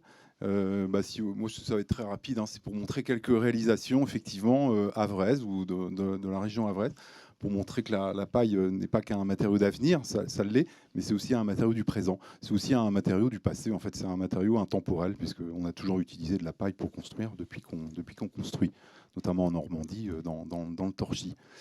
Il y a 2 maisons au Havre qui ont été faites. Alors ça, c'est la crèche de Bréauté-Beuzeville. C'est un projet ça c'est une photo du chantier, qui a plus de 10 ans maintenant. Donc ça y est, la décennale est passée. Il n'y a pas eu j'ai jamais été appelé en décennale là-bas. C'était un concours. On l'a gagné sans dire qu'on allait construire en paille, parce qu'à l'époque, c'était peut-être une façon de perdre un concours. Simplement, il y avait une chaumière qu'il fallait agrandir pour faire Donc on s'est appuyé sur le chaume et on a présenté un projet tout en chaume. Et après, on a négocié en disant ça serait bien, il y a du chaume, pourquoi pas de la paille, on ferait une crèche tout en fibre végétale. Et la communauté de communes Campagne de Caunes nous a fait confiance et on a pu construire dans le prix initial qui était prévu, sans dépassement, un projet tout en fibre, donc paille et chaume. Et l'ancienne chaumière, qui était une chaumière des années 70 en parpaing, en fait, on n'avait pas la propaille à l'époque et on ne savait pas qu'on n'avait pas le droit de le faire. On a isolé ce bâtiment en parpaing en botte de paille par l'extérieur, ce qui n'est toujours pas dans les règles propaille d'ailleurs. Heureusement, le bureau de contrôle ne savait pas non plus qu'on ne pouvait pas le faire. Mais bon, ça fait plus de 10 ans maintenant et il n'y a pas de problème. En fait, il ne pouvait pas y avoir de problème à ce niveau-là. Voilà. Donc ça, c'est la crèche de Bréauté. Ça, c'est une maison au Havre qui est à, je dirais, 300 mètres d'ici, juste au-dessus du rond-point, rue Montesquieu. Donc c'est une petite extension d'une maison de ville qu'on a fait en bois et en paille, avec le même artisan qui a travaillé avec nous sur la crèche de Bréauté-Beuzeville, c'est Laurent Guillot, atelier 1720. 1702, pardon. Et je voulais dire, il y a en Normandie tout ce qu'il faut pour construire en paille. Hein. Il y a les architectes, il y a les entreprises. Il y a d'ailleurs l'annuaire du RFCP avec une carte qui référence tous les artisans, les architectes qui sont pro-paille, voilà, dont l'atelier 1720. Il y a Duchesne également, un gros charpentier à Yvetot, qui lance aussi la botte de paille et aussi la paille construction en paille hachée, donc insufflée. Donc effectivement, c'est une façon plutôt intéressante de construire, puisqu'on s'émancipe un petit peu de toutes les contraintes liées aux bottes de paille. Oui, une botte de paille, donc celle-là, elle vient pas de ce chantier-là, mais c'est celui que vous allez voir après. Ça, c'est une maison de ville également au Havre, à Senvic. C'est une petite extension réalisée tout en paille et en terre, avec à l'extérieur un bardage en bois brûlé. Et l'autre slide, ça c'est un chantier qu'on vient de terminer cet été, auquel... alors la paille, c'est une crèche, c'est l'extension de la crèche d'Octeville. Voilà, c'est un petit bâtiment hexagonal qui est fait en botte de paille, avec un enduit à la chaux extérieure. Et tous nos chantiers paille, c'est un peu comme Nicolas. Nous, on fait que il nous faut une bonne raison pour pas construire en paille. C'est vraiment le matériau, notre matériau préféré qu'on essaye maintenant d'associer au matériau de réemploi. On parle toujours du bois et de la paille. On est en train de concevoir un bâtiment qui est en structure et en ossature acier de réemploi et paille. Ce qui permet justement aussi parfois de s'affranchir de contraintes qu'on a avec le bois et qu'on n'a pas avec l'acier. Et dès qu'il est de réemploi, c'est bien. C'est même parfois mieux que le bois, en fait, parce qu'il n'y a pas assez de bois. Là, ce que je voulais dire, c'est que c'est l'occasion de faire des chantiers participatifs. Voilà, sur tous nos chantiers, même les chantiers publics, même les chantiers en commande publique, on arrive à faire des chantiers participatifs quand l'artisan accepte de le faire. Et d'ailleurs, la botte de paille que vous voyez ici vient de ce chantier à Octeville. Et c'est Marie qui l'a gagné en venant faire un chantier participatif. Elle a gagné une botte de paille parce que c'était elle qui montait les bottes de paille le plus rapidement. Chantier participatif qui permet d'associer et de rassurer le public. On arrive à boucler comme ça notre première séquence. Merci beaucoup Frédéric pour cette... je voulais juste rajouter un mot sur le hangar 0, puisque je suis là. Bien sûr. J'en profite. Je m'occupe aussi du hangar 0, qui est un lieu de chantier participatif permanent. C'est un lieu qui se construit avec ses futurs, avec ceux qui veulent le voir exister.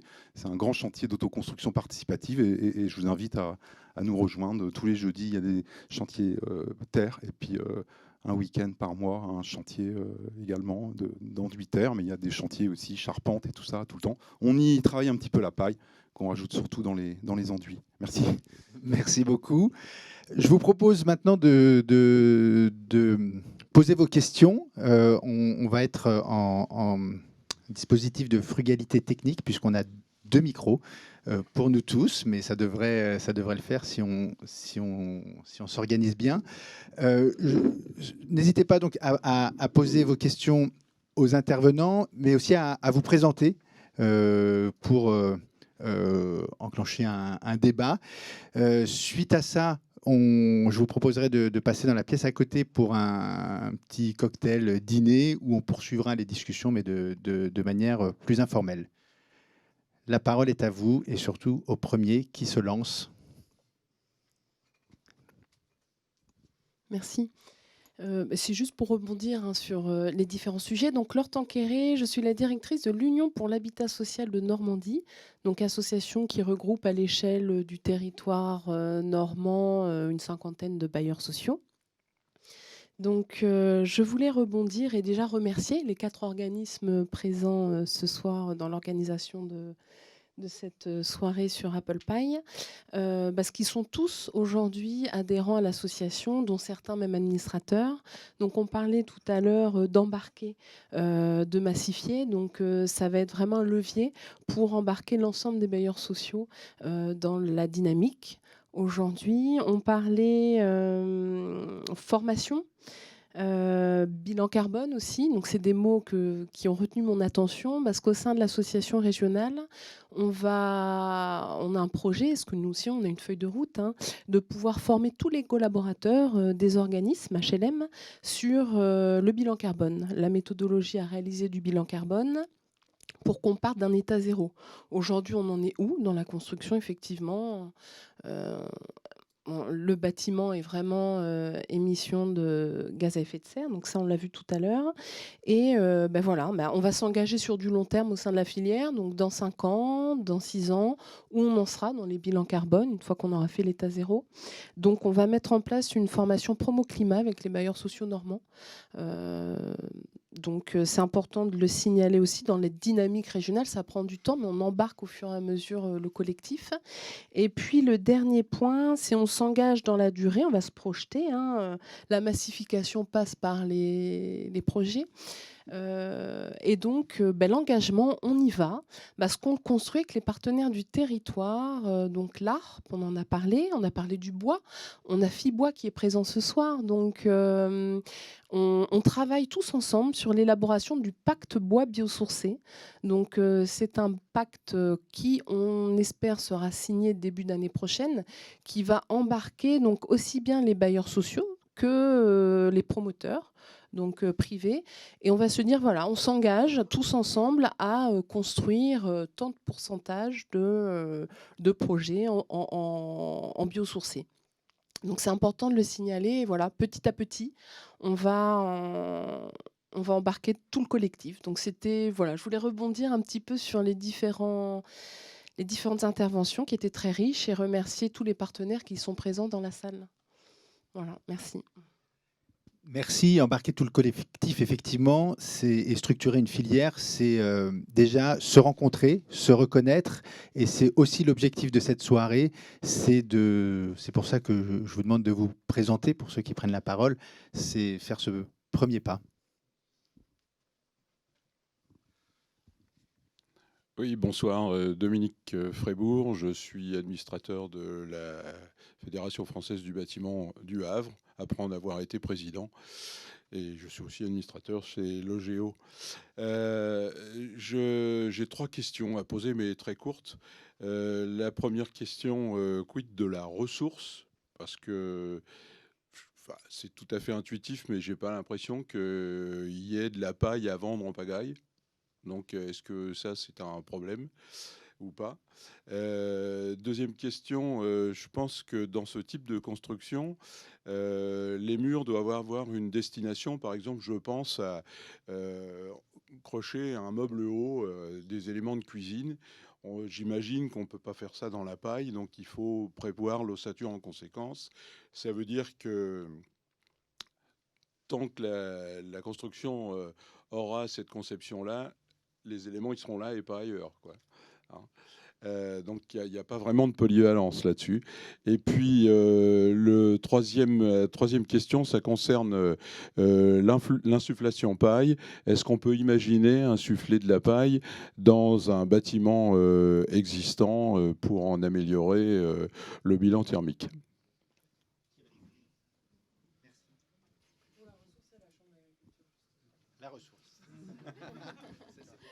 Bonjour, Isabelle Guettem, Chambre d'agriculture de Normandie.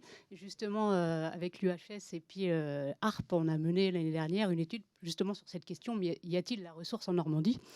Et donc, on a trouvé qu'en Normandie, il est resté, voilà, ça reste sur le papier, 170 000 tonnes de paille potentiellement disponibles une fois qu'on a enlevé les besoins au retour au sol pour le maintien de la matière organique et du carbone du sol, une fois qu'on a enlevé les besoins de l'élevage qui représentent quand même 87% de la paille qui est récoltée. Mais si on prend les 10% de paille qui restent, en fait, ça suffit pour couvrir 100% des mètres carrés mis en construction annuellement en Normandie pour l'habitat. Donc 10% de la paille, c'est 100%. Alors la paille, elle est dans les champs. Pour autant, il faut quand même construire les maillons qui vont depuis le champ jusqu'à l'entreprise. Enfin, et on l'a dit, il y a un blocage quand il faut changer les habitudes. Il faut pouvoir aussi amener de la paille qui ne va pas changer les habitudes des entreprises qui ont l'habitude, par exemple, d'insuffler ou autre. On le voit sur les bioressources, sur le plastique. Il faut leur amener des petits granulés dans lesquels il y a de la biomasse. Sinon, les usines de plastique ne vont pas changer leur process parce qu'ils veulent utiliser de la biomasse. Donc là, on a cet enjeu à effectivement amener la paille depuis le champ jusqu'au chantier. Et puis du coup, pour rebondir sur l'énergie grise, vous disiez l'avantage, c'est en fait quand on a la paille au champ, on peut la mener sur le chantier directement, rapidement. Et on avait calculé dans un projet qu'en gros, on utilise 4% d'énergie par rapport à, alors c'était sur là pour le coup sur de la paille combustible. En fait, le fait de presser, de transporter et de ramener la paille jusqu'à la chaudière, puisqu'on a parlé du bois, et ben en fait ça a demandé une très faible énergie, puisqu'en fait on n'a effectivement pas de transformation thermique ou autre. Mais donc tous ces chiffres-là, on les a. Et puis à côté de ça, alors on parle de la paille, mais potentiellement il y a éventuellement d'autres ressources qui peuvent aussi venir et qui sont parfois un peu complémentaires, comme le chanvre. Et la filière chanvre risque de se développer assez fortement en région dans les années qui viennent. Merci.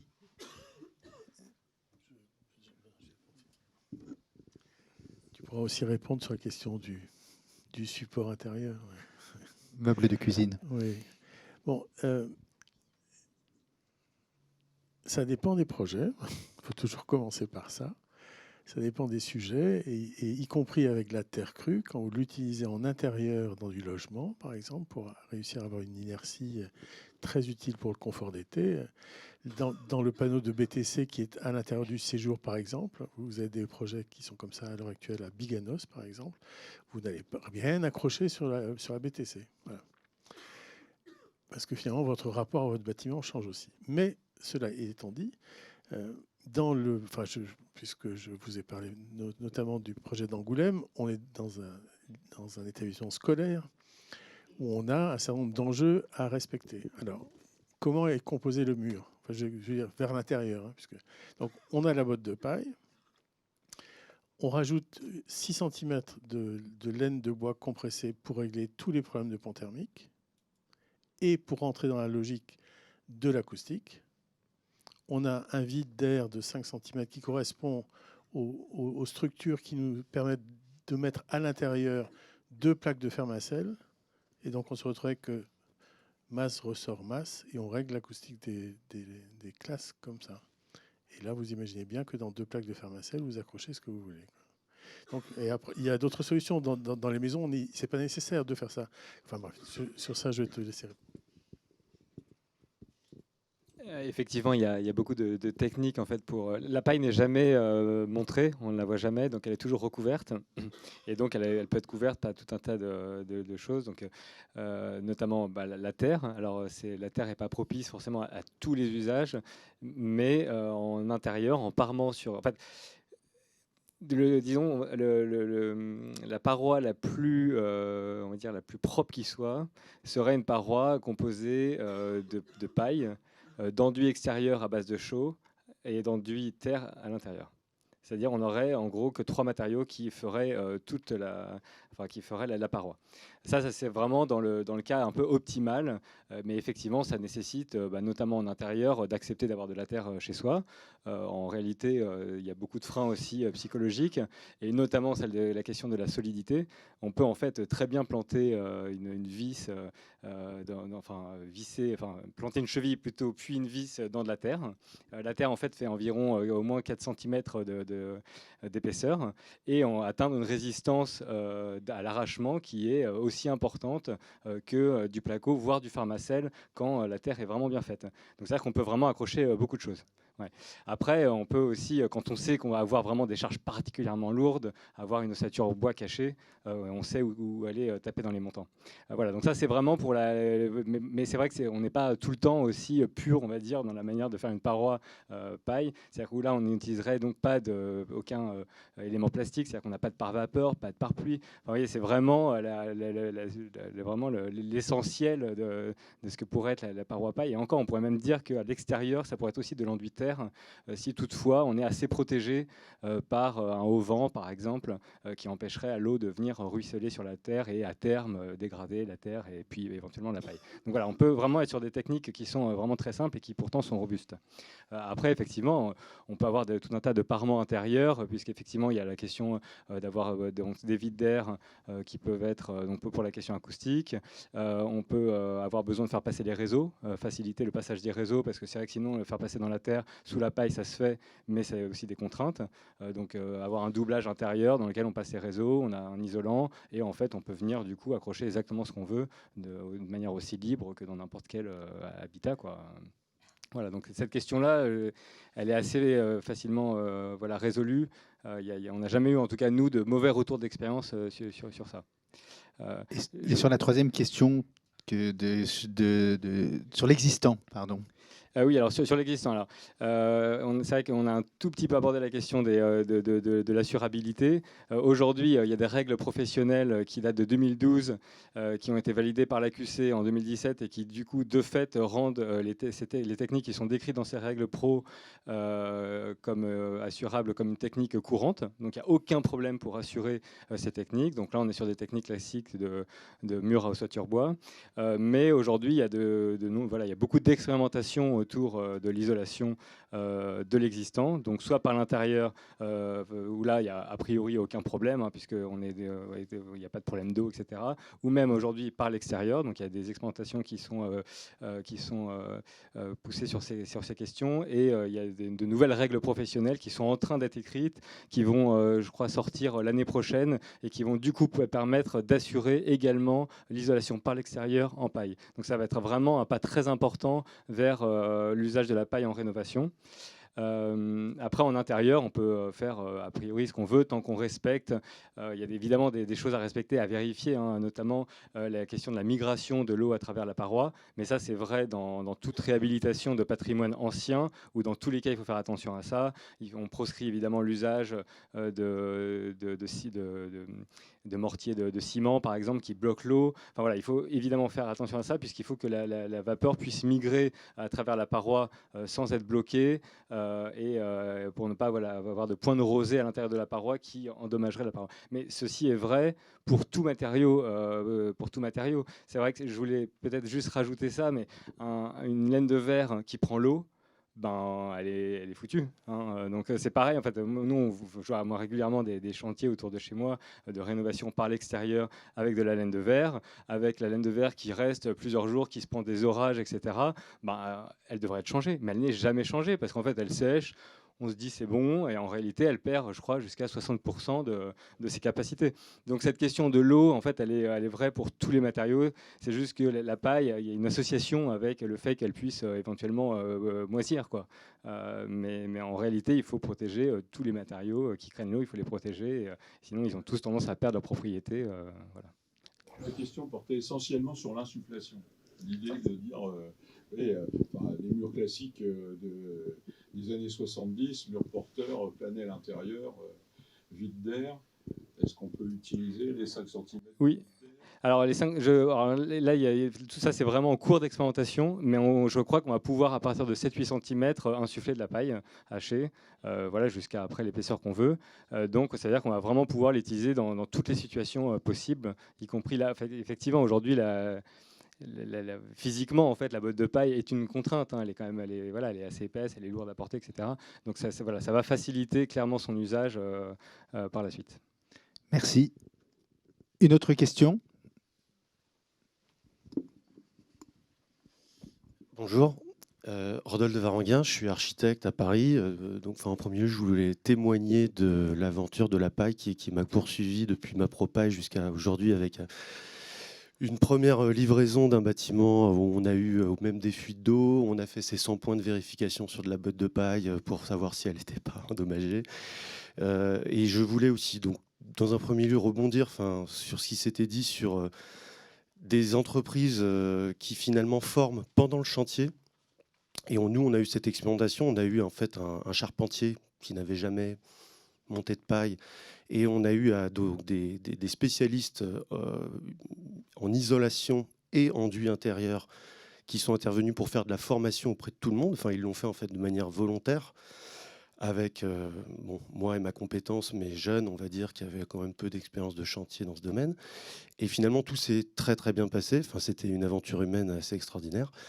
Et je voulais dire qu'en fait aussi, je voulais que vous puissiez aussi peut-être témoigner du fait, parce qu'il y a le cran aussi des assurances et aussi de la vérification de contrôle. Et finalement, nous, on a eu de la chance d'avoir un bureau de contrôle qui connaissait les règles pro-paille. Et donc, toute cette construction a un cadre qui a été fait par l'association du RFCP.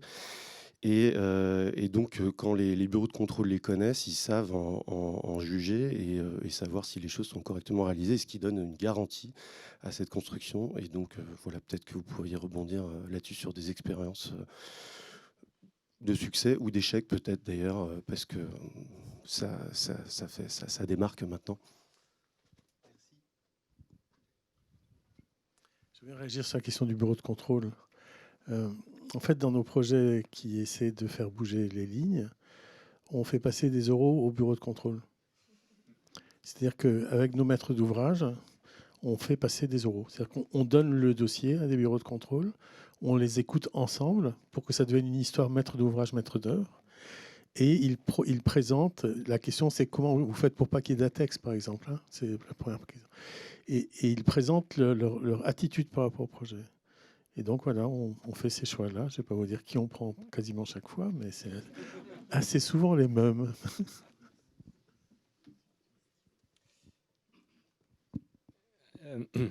Alors, sur la question du bureau de contrôle, effectivement, ça nous est arrivé, nous, de ne pas avoir forcément la main sur le choix, justement, de ne pas être en capacité de faire ces euros, mais, et de nous retrouver face à des contrôleurs qui ne connaissaient pas forcément, qui étaient pas forcément non plus très intéressés par la question. Donc, c'est plutôt que ça a induit en fait, des temps de discussion qui ont plutôt allongé le projet, ça n'a pas facilité les choses, mais en réalité, en tout cas dans tous les gros bureaux de contrôle, on retrouve des experts aujourd'hui qui sont très très pointus. Et je pense que dans les trois grands bureaux, je citerai Alp Control, la PAV, Caliconsult, il y a des experts qui sont hyper pointus sur la question, qui sont passionnés par la construction paille et qui du coup sont des aides aussi dans le projet et qui en fait, plutôt que l'image du bureau de contrôle qui va aller à l'encontre de ça, va au contraire et nous aider à trouver les solutions. Ils ont des retours d'expérience d'un peu partout en France. Ils ont vu des tas de projets se faire, affronter les difficultés, etc. Donc là, nous, notre expérience finale, même si parfois il peut y avoir des moments désagréables ou des choses où on sent qu'il y a un premier frein, mais en fait quand on passe ce frein, on a vraiment plutôt des choses qui se passent bien et des bonnes rencontres et au contraire des choses qui poussent les projets vers du mieux, quoi. Par ailleurs, je reviens à nouveau sur la question de l'assurance, mais en fait finalement, ça nous permet nous aussi de nous rassurer sur la question, sur le fait que je sais qu'il y a des architectes qui poussent sur le fait de dire on est en dehors des règles, etc. Et puis on verra bien ce qui se passe. Et puis on sait que si on construit bien, proprement, si l'entreprise fait bien, a priori on n'aura pas de sinistre. C'est vrai que nous, en tout cas dans la manière dont sont dévolus les marchés aujourd'hui sur lesquels on intervient, on n'a pas forcément la main sur vraiment le choix qualitatif des entreprises. Hein. Souvent c'est le prix qui l'emporte. Hein. Et parfois on a des entreprises qui disent connaître la paille et en fait ne sont pas formées pour. Et ça implique évidemment des difficultés qui fait que nous on a plutôt intérêt en fait à que les choses soient aussi encadrées à ce niveau-là et que les entreprises également soient encadrées et le bureau de contrôle aide à ça. Enfin, moi en tout cas c'est l'impression que j'ai. Évidemment on a aussi parfois on travaille avec des entreprises qui sont extraordinaires et qui sont des charpentiers passionnés qui font les choses parfaitement dans les règles de l'art et donc là on sait qu'on peut aller dans les yeux fermés sur à peu près n'importe quelle solution, mais je dirais que c'est pas forcément le cas tout le temps et que la question vraiment de la dévolution des marchés est un sujet aussi vraiment vraiment très complexe, mais pas que pour la paille. Enfin, en règle générale, trouver les bonnes entreprises à des coûts acceptables, qui sont pas forcément non plus à l'autre bout de la France, parce que parfois on a aussi la mauvaise surprise de vouloir faire de la paille en local, et puis finalement le marché est remporté par une entreprise qui a 500 km. Et ça, c'est des choses qui sont pas si simples à contrôler, que petit à petit, nous, on apprend à contrôler certaines choses, notamment à faire des marchés de fourniture, par exemple, où en fait, on achète la matière première en amont du chantier pour s'assurer de savoir d'où elle vient. Mais bon, ça, c'est un travail qui demande beaucoup de pédagogie là, auprès de tout le monde, parce qu'auprès du maître d'ouvrage notamment, puis il y a une part de prise de risque, c'est-à-dire qu'il faut du coup commander la matière avant d'avoir fini les études. C'est pas évident à faire forcément accepter. Mais en tout cas, nous, on est en train de mettre ça en place. On fait là pas pour de la paille, mais pour des tavaillons de châtaignier. On en a besoin d'une très grosse quantité. On veut qu'ils soient produits localement. Or, on sait très bien que ça ne sera pas possible quand on va lancer la consultation, d'avoir cette quantité-là pour 4 mois plus tard, quand il va falloir lancer le projet. Et donc, on s'y prend 6 mois en avance. Voilà. Donc ça, je pense que c'est des pistes aussi pour en tout cas travailler localement, enfin en tout cas voilà, avec les entreprises locales, avoir de la ressource locale et pas se faire la paille se balader voilà, au gré des entreprises. Merci. Je vous propose de prendre encore une ou deux questions avant de passer à côté. Bernard Rio, administrateur de l'OGEO également. Une question de Béotien peut-être. La tenue au feu de ce matériau. Moi, j'ai toujours entendu parler des feux de paille, mais... C'est pour qui?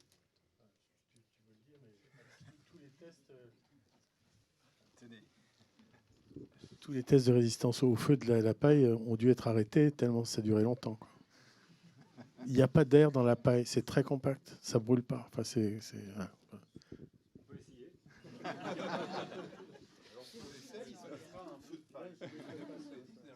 Va s'enflammer, puis ça va s'arrêter au bout de 10 secondes. Effectivement, en chantier, en fait, le vrai risque, un des seuls risques en chantier, en fait, quand la paille est mise sur site, hein, parce qu'en fait, quand elle arrive en caisson, il n'y a aucun risque de feu de paille, hein, puisque la paille n'est jamais visible, donc il n'y a pas de problème. Quand elle est mise sur site, le seul moment où c'est un peu risqué, c'est que parfois il faut découper les bottes de paille pour rentrer dans des interstices plus petits, et donc il peut y avoir des dépôts de paille au sol, etc. Et en fait, c'est ces dépôts-là qui sont inflammables, mais la botte en elle-même ne l'est pas. Et là, vraiment, si on essaye, effectivement, tout ce qui dépasse va flamber très rapidement, mais le reste, vraiment, c'est pas possible. Et voilà, l'essai est vraiment très concluant. Bon, par ailleurs, il y a eu, voilà, tout ça a été fait de manière aussi extrêmement sérieuse. Voilà. Une dernière question, peut-être. Il y avait là-bas, sauf si vraiment... Bonjour, Laura Anger. Donc moi, je suis contrôleuse technique à la PAV. Et donc, justement, je voulais rebondir sur ça. Effectivement, il peut y avoir des incompréhensions quand les acteurs ils sont pas sensibilisés. Mais justement, c'est en train de changer. Il y a de plus en plus de projets. Donc voilà, nous, en tout cas, à la PAV, on a créé un réseau de référents pour faire redescendre l'information. Et on est formé... les référents, on est formés, alors c'est pas une pro-paille, mais c'est une formation qui est faite par le RFCP, 2-3 jours, avec théorique et pratique. Donc voilà, c'est en train d'évoluer et on est là pour vous accompagner justement. On s'intéresse au sujet. Cette dernière question. Merci. Donc Jean-Claude Breteau, donc je suis élu de Bretteville-sur-Lèze, hein, voilà, où il va y avoir quelques logements paille, et vice-président de la communauté de communes, mais aussi président d'Accorpaille Normandie. Et donc, je voulais rebondir d'abord sur une remarque tout à l'heure des usages de la paille, et il y a là aussi la priorisation des usages qu'il faudrait prendre en compte, puisqu'un kilogramme de paille mis dans un mur génère une économie en kilowattheure bien supérieure à celle d'un kilogramme de paille mis dans un méthaniseur ou dans une chaufferie. Donc là, il faut quand même le préciser. Une fois que j'ai dit ça, je voulais juste préciser que notre association, avec mon vice-président ici présent à côté, qui est le groupe Jean, on se donne comme objectif de faire des bottes de paille à façon, dont le but, c'est d'avoir la bonne dimension et éviter tous ces découpages qui sont longs et donc coûteux. Et le deuxième objectif, c'est de mettre en place une structure pour l'assistance à maîtrise d'ouvrage au niveau paille. Voilà. Donc, si vous êtes intéressé, n'hésitez pas à nous contacter. Le but du jeu, non, on a besoin de renforcer l'équipe parce que on a démarré avec Accorpaille Centre, Orléans, qui n'existe plus. On a travaillé avec Ecofertica, qui n'existe plus non plus, ou qui s'est mis en sommeil tout au moins. Et voilà, on a besoin d'étoffer l'équipe et les bonnes volontés. Et on espère bien pouvoir proposer des choses intéressantes d'ici peu. Enfin, dernier point, je voulais dire que le travail d'élu, c'est pas facile. Et que même quand on est convaincu, hein, et Dieu sait si j'essaie de... je suis vice-président en charge de la transition écologique, et énergétique au départ, et maintenant écologique et la mobilité. Et les freins que vous avez évoqués sont bien réels. Nous, on s'est fait, enfin moi je me suis fait bouler, alors que les vice-présidents avaient décidé de mettre de la paille, par un économiste qui nous a, sur une école, présenté un surcoût de 200 000 €, quoi. Donc voilà, c'était pas possible, mais j'ai eu beau crier que c'était pas possible, le coup était parti. Et puis, on s'aperçoit aussi que c'est vraiment un travail d'équipe. Et je me félicite que l'ARP et la Chambre d'agriculture vont être amenés à travailler. Mais je pense que tout l'ensemble de la chaîne, comme vous l'avez souligné, c'est la bonne démarche. Voilà. Merci. On m'a soudoyé derrière pour une dernière question. Merci Maxence. Sébastien Potier, Permac, association qui œuvre pour la construction du hangar zéro. Et Permac, c'est plateforme d'échange de réemploi des matériaux de construction. Et ça permet que le hangar zéro soit un chantier avec 65% de réemploi. Donc ma question était sur l'utilisation du réemploi dans la structure des murs en paille. Nous, techniquement, au Havre, on a de l'acier, je pense, sur les bâtiments, les hangars, et on a aussi une ressource en bois logistique qui n'est pas considérée comme du bois de construction. Mais du coup, je voulais voir si vous aviez vu sur le territoire national ou autre l'utilisation de bois de réemploi pour faire ces murs ou d'acier de réemploi.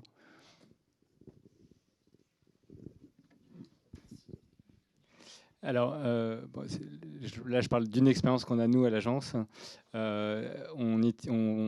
C'est des petits bâtiments en bois paille, en mur et en toiture. Et là, on est en train d'étudier la possibilité de réemployer des poutres en chêne dans la structure, enfin, pour porter la toiture. Donc, ce n'est pas vraiment dans les caissons, mais c'est ce qui va porter la toiture. Et donc là, il y a des possibilités de réemploi à ce niveau-là. Après, sur la question d'en faire des murs à ossature bois, il n'y a pas de contre-indication, si ce n'est qu'il faut quand même réussir à s'en sortir. Il faut avoir quand même un petit peu des bois qui soient un peu normalisés, quoi, parce que sinon c'est évidemment pas possible. On ne peut pas, je pense, transformer des portes, par exemple. Enfin, ça serait compliqué, quoi. Mais à partir du moment où, oui, il n'y a pas de raison que ce soit pas possible. En fait, en construction paille, il y a plein de techniques différentes de conception d'un mur. Il y a des solutions vraiment industrielles où on prend des poutres en I qui sont des matériaux plutôt très transformés. Et puis, il y a des solutions beaucoup plus frugales en usage du bois, avec des ossatures vraiment très simples et très légères, qui peuvent être intérieures ou extérieures, ou même dans les deux côtés. Et là, qui demandent vraiment peu de bois, des toutes petites sections. Et donc, dans ce cas-là, on peut utiliser éventuellement le bois si on est capable d'assurer sa résistance. Et en général, un charpentier est tout à fait capable de voir ça, hein. Donc oui, il n'y a pas de frein.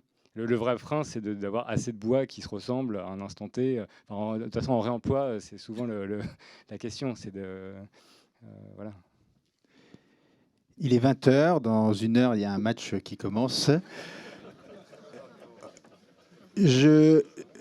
Vous êtes ce soir presque plus d'une centaine. On ne s'attendait pas à ce qu'il y ait autant de monde. Je remercie ceux qui sont au fond, qui ne sont pas assis ou mal assis, d'avoir tenu le coup.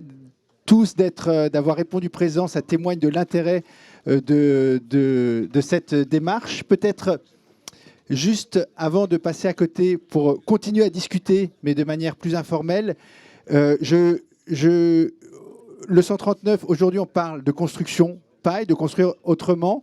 Le 18 octobre, on va parler d'usage, puisqu'il sera question des communs. Et ceux que ça intéresse, je vous invite à venir avec la restitution du Lab 2051 et d'un label qui s'appelle « Engagé pour la qualité du logement de demain ». Et petit instant pub avant de se quitter, demain à midi, il sera question de nanoparticules ici, dans le cadre du festival Sur les épaules des géants. Alors pour les curieux, moi j'y connais rien, mais je poserai les questions. Donc je vous invite à nous rejoindre également. Marie, le mot de la fin. Alors, merci à tous. Merci vraiment pour votre intérêt, votre engouement, pour d'être venus si nombreux ce soir. Pour qu'on puisse continuer à se voir, je vais sortir 2 minutes de la frugalité technique. Mais si vous pouviez scanner ce petit QR code au dos des petits livrets qui vous ont été remis. Si vous ont pas été remis, je peux y remédier pour pouvoir donner vos coordonnées et qu'on puisse continuer à se voir, à s'informer, à vous dire où on en est, où on va, et vous, puis que vous puissiez nous dire avec enthousiasme ce que vous avez envie de faire avec nous. N'hésitez pas donc à scanner ça et à rentrer les quelques petites informations qu'on vous demande. Voilà, je voulais remercier tous nos intervenants qui nous ont suivis dans cette aventure. Frédéric aussi, Frédéric Denise, non mais je dois le dire parce que c'est depuis mon arrivée chez Logéocène il y a 2 ans, c'était une source d'inspiration professionnelle forte. Et parce que le réemploi, le bois, la paille, c'est ici, c'est aujourd'hui, c'est maintenant et c'est déjà là en Normandie. Et voilà, donc des Frédéric Denis, c'est super, des militants comme ça engagés, on en a besoin. Mais maintenant, il faut qu'on soit plus nombreux et il faut qu'on y aille plus fort. Merci. Voilà, c'est ça. Et les garder en vie, nous, Frédéric Denis. Merci.